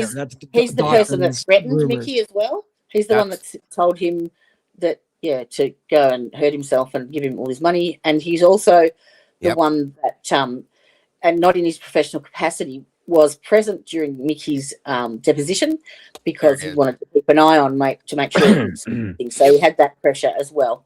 Major player, ma'am. Yeah, and then it goes up the chain basically. So great question. What other name? She asked for three. You gave her one. Who else? Yeah, major players. Well, the other judge, Judge Kraft, for sure. Yep. And he's still practicing as a judge, right? Yes, he is. Yep. And he's the circuit court judge. Yes. Right. So he was the felony judge upstairs, still is. But he's also seeing now family court stuff as well, which is just ridiculous. And what's his role in the case, though? That's complex. But Mickey's case, just complacency, I think, just being part of the whole. Knowing what was going on and not doing anything. I was going to say, unless you did a better job, I was going to say, I would just summarize that as they were all friends. Like the judges, Kraft and Mullins were friends with the sheriff and all the police, and that was a whole circle. And apparently they played poker together, and they all knew what was going on. They're not all involved in the sex stuff, like all the sex parties and stuff. That was a Kevin thing, like that was his main thing. But the rest of them had their hands out in the pockets because it was a financial gain as well. And that's where Mickey was involved. He had the financial gain from all that. It basically comes down to what I can see is the federal funding under the Title IV funding, because they get so much of it, more than any other states, from what I'm finding in the auditing. And I don't mean to interrupt you, Jodi. Was Judge Kraft involved in the sex circle as well, or was he on the outside of it? Okay. No, he was more financial, I believe. Thank you. But he did get involved indirectly with the fact that they would share Ben Fields, the bailiff, who would like put people on ankle monitoring system. That he was working in Kraft's courtroom as well as Kevin Mullins' courtroom, because they would kind of interchange if they would needed to and whatever. So I think he had interaction with him as well. Fun fact. Did you know that the state actually has the funding? They actually get funding for the ankle monitor program itself, and they don't offer it to the inmates. Because if they offer to the inmates, then they can't use that. They can't use it as a coercion tool to say, "Oh, you can't afford this," because the state would find a way for them to afford it if they couldn't afford it. But if they don't give the girls the option, then they think that they have to pay $85 a week to stay on ankle monitor. If they don't have it, they got to work out a deal. Can they Correct. reacclimate that money, do you know, Jodi, for something different or pocket it maybe if they get Well, that funding? they do get all the funding. And I found out that the actual the jailer, so Bert Sloan, they have a huge role pretty much. Once it comes down from federal government through the fiscal court system, he pretty much has the authority on where that gets delegated to. So all of that Schedule 4 funding through the fiscal court, and that whatever grants they want, whatever program they create to apply for that grant, goes into that pool and gets allocated pretty much from the jailer. So yeah. Wow, that's Yeah. crazy. Is Stines' daughter, was she in the court system or ever in trouble or part of any? I'm not aware of that. She's come forward obviously and said that, you know, she had no involvement with the judge, Right. but I've heard different stories, but there's nothing that I can confirm. So yeah, I don't know. Don't really know much about her. I mean, she's gorgeous. Have you seen her? She's just stunning. No, I haven't. Yeah, Oh. she's pretty, I'm very gonna pretty Google girl. her now. But then speaking to Brandy and Tyre about the witness protection thing as well, because I said, well, that would mean they wouldn't know, and they said, "Oh no, she knows." So I don't know. Can you since she had Jesus, I just went brain dead. Logan's question. It made me think of something else. Can you shine any light on the I don't know what his actual title is, the pastor that was involved slightly in this? Thank you. He knows what I mean. Yeah. Pastor, yeah. So he absolutely is involved. We initially thought, well, the theory is that he's a plant, but I don't know. He was the person in the car with Mickey who went out just before the shooting, and they had, because him and Mickey used to do like food deliveries for the community, so the free meals, they deliver them. And that day they got called out to one who was apparently a regular customer, and it was taken to they were instructed to go to a different address, which was up in the bush somewhere, and that's where Mickey's life was threatened. So Michael Clark was with him. Now, whatever went down there, he was the last person to be with Mickey alone. When they came back, that's when he kicked everyone out and locked the door. And Michael didn't stop him. Yeah? Right. He knew that was going on. He did not try and prevent Mickey from doing anything. So, but no, since then it's documented that he was interviewed and made a statement, but that information I cannot find anywhere. Right. And he was actually then shipped out and given his own ministry. So he's been erased, basically. Yeah, he's been hidden. Yeah, for sure. Interesting. Real quick, while I have you on, real quick, and then we probably need to close up because we usually go about this time. But I want to ask you a question while you're on, Jodi. Let me see if I can pull this up. Add to stage. This is a still frame from and it's a replay of our earlier thing, but it's a still frame of the courtroom. There's two women in there, and I want to know if you know their names of these women, because Mickey Stines mentioned about two names, LaShonda and are those the girls, the girls that worked at the sheriff's office? I think that LaShonda's in there, and I think there's Lena. Christine Bowling, I think, was the other name. Oh, Christine Bowling. Well, okay, so Christine Bowling is the lady that took Mickey to the doctor the day before this, and she's also rumored to have been having an affair with him as well for years. Jesus. Yeah. Can this story get any thicker? Oh, yeah. I think the one that was sitting in the seat that Mickey came in and sat down in is LaShonda Lee. Well, we've got her deposition. Blonde one? And the other one I think was blonde one right there. That's right LaShonda. There. Yeah, I can definitely find out for you. That's not Christine Bowling back there in the back. Christine Bowling's an older lady, apparently. Yeah. The reason why I ask is Mickey said that he hinted that both Christine and LaShonda were there. It sounded like when the shooting happened, and then they were gone. And so I wanted to know if those were those two girls or not. I think they were the two women that actually took him to the doctor the day before. But LaShonda, I've got her deposition, and I think the other lady was Lena Hensley or one of the administrative staff, I believe. I think you're right. But I can definitely confirm. But she was actually working, this Lena chick was working under Ben as well, doing a lot of his administrative stuff.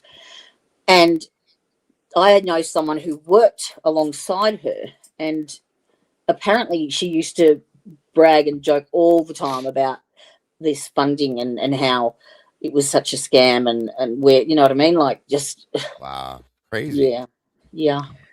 Yeah, and look, I've been working with Jodi, and I don't know how to, present it to the audience, but there's a money angle to this, like there's so much corruption. Like, how do you narrow down where the corruption begins? But there's a money angle where the people who own the prisons also own the pharmaceutical companies, also own that prescribe the drugs that put prisoners on. They're working every single angle of the system where they financially benefit by putting people in prison and keeping them drugged up and in the system. Yeah, and so 100%, because it goes right back to the coal mining days. Like once that dried up, they needed the families that were extremely wealthy wanted to obviously keep that income coming, and so they've constructed it in such a way that they claim all of this Title IV funding and double dip on it a lot as well, and that becomes a pool where they'd all benefit from it. Do you know what I mean? So every program, every drug court, every rehab center, those people that were wealthy purchased all of the big land items like the schools, the hotels, the courthouse, the medical centers. They own the properties, and then the pharmacist owns all of the pharmacies and the contract to the hospital. So they've got it sewn up. So it's you can't beat them. It's everywhere. The only way to get them is through their money, I think. Insane. That whole county is insane. All right. Well, Jodi, thanks for coming up. I wish you could have been here for the first hour. It would have been very cool to have you there.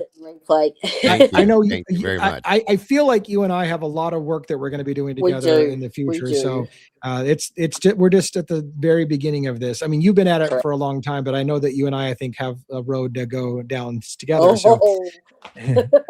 Thank you for coming on the show tonight. I'm going to go ahead and dismiss you and say goodnight with my panel. It was great hearing from you again. And thank you, we'll Jodi. keep going. Thank you so No much. worries. Oh, Andy thank you, Bashir. Jodi. Andy Bashir.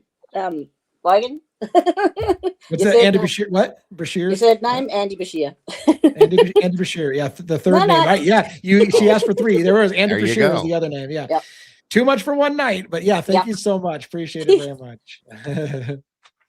All right, let's see.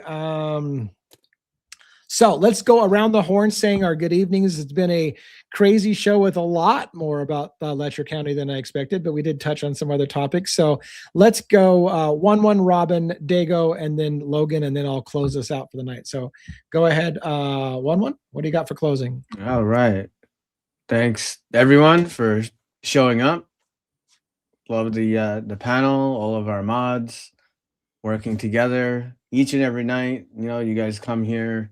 There's all these different, topics that come up, but it is nice to have a break from Idaho 4 sometimes. That there is other light out there besides Idaho 4, although we do want to know what happened in Idaho 4, and we're still into that, but there are other things going on as well. So great stuff. And Lee, if you do get a chance, I know you're super busy, but last night's show that we finished covering Princess Diana, it really was an excellent show from everyone. We really had a good time. So nice. Yeah, thank you so much for you guys doing those things. Those are really amazing. And yeah. All right. So great discussion and everything. We love you guys and appreciate all the support, and we'll see you tomorrow. And I will give you my movie quote here. All right, I'm ready. You guys are ready. Movie trivia. Good one. Let's do it. Yeah. Let's go. All right, Dago should get like a handicap here, but I haven't been getting them lately. So I was gonna say we've been holding our own. You will know this one, like probably within 3 seconds. But all right, ready? Yep. I met him 15 years ago. I was told there was nothing left, no reason, Halloween. no conscience. Halloween. There you go, got it. No understanding, and even the most rudimentary sense of life or death, of good or evil, right or wrong. I met this 6-year-old child with this blank pale, emotionless face, and the blackest eyes, the devil's eyes. I spent 8 years trying to reach him, and then another 7 trying to keep him locked up, because I realized that what was living behind that boy's eyes was purely and simply evil. What do you put something up on the screen there? Oh, there you yeah. You picked my favorite movie of all time. Like that was not even fair to anybody. Did you guys Diego, see just a little side note. You'll love this. So after my first date with my wife, when I went back to her house, guess what we did? Watched Halloween. We watched Halloween. Okay, good. I didn't know where you were going, but okay. That's why you're married, by the way, because I learned that there's a psychological principle that fear, it makes the brain feel like love, and so if you can scare the shit out of your date, they tend to feel more attracted to you. So good tip for all the guys out there: scare the piss out of the date. It makes sense. Makes sense. Just so you know, the first movie that my current wife and I watched together was Halloween, and it has to be John Carpenter's Halloween, the original from 19. Well, I was going to ask, what did you guys think about Rob Zombie's reboot of the young Michael Myers? I liked it. I did because too. it was a little more. It told more of the story. It gave it more background, and it was more realistic. Yeah. The second one was horrifying and horrible and stupid. I'm sorry, but yeah. So the first one that he did was pretty good because he kind of. Although that's one of the great things about the original is the mystique, and you don't know what's behind it. Although it was cool, like kind of a different take. But what I will say, my biggest critique. So not to go long-winded. I never go long-winded, right? No, no. My first issue. I was later. Yeah. Although I do love Rob Zombie and a lot of his songs. Yes. So you have a formula, right? In Halloween, like, you could there's a lot of different stories you can do and take it in all different directions. You can't really fuck with the music. And he changed the music just a little too. I know he is into the hard rock. He changed it a little too much. Yes. And there's certain scenes that he should have just kept kind of to the original. And I think it would have been better. Yes. And my second big critique, there's one character in Halloween that you cannot fuck with. And although the actor that he has in the new one, what the hell is it? It's the guy from Clockwork Orange. Tyler Mane. He's a great, amazing actor. And it's not his fault. It's the script that was there. They fucked with Dr. Loomis, and you cannot fuck with that character. That he is such an important. Oh, you're talking about Dr. Loomis's character. Yeah, I know who you mean. And that was Malcolm McDowell. That was a big mistake. That's it. Malcolm McDowell, who is an amazing actor, and I don't blame him. It's the script.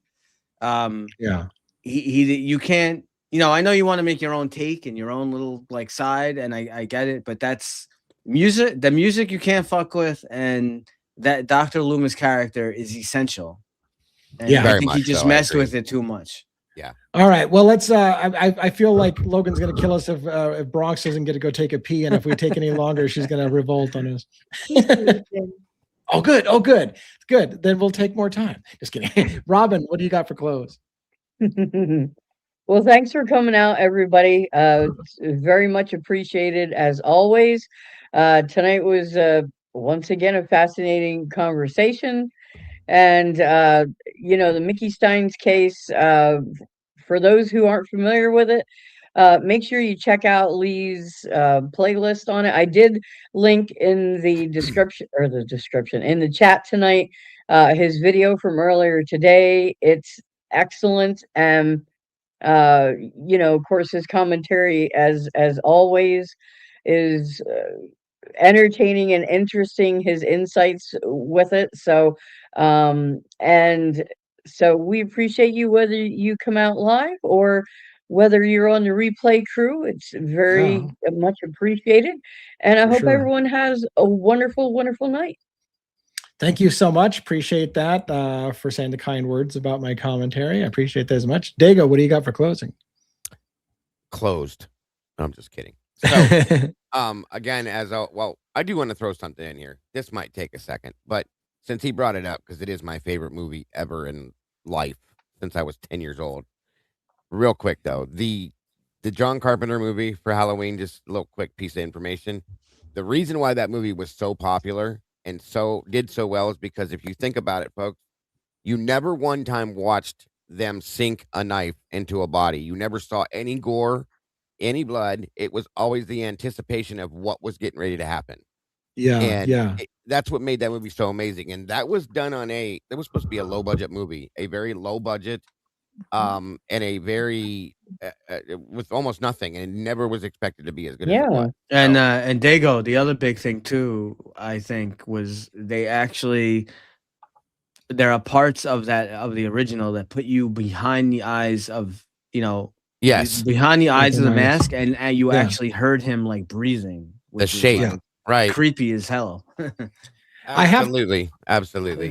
I have to digress only. I hope it's only momentarily. I don't want to cause a whole discussion about it. But speaking of John Carpenter and music, one of the best. I hated the sequel.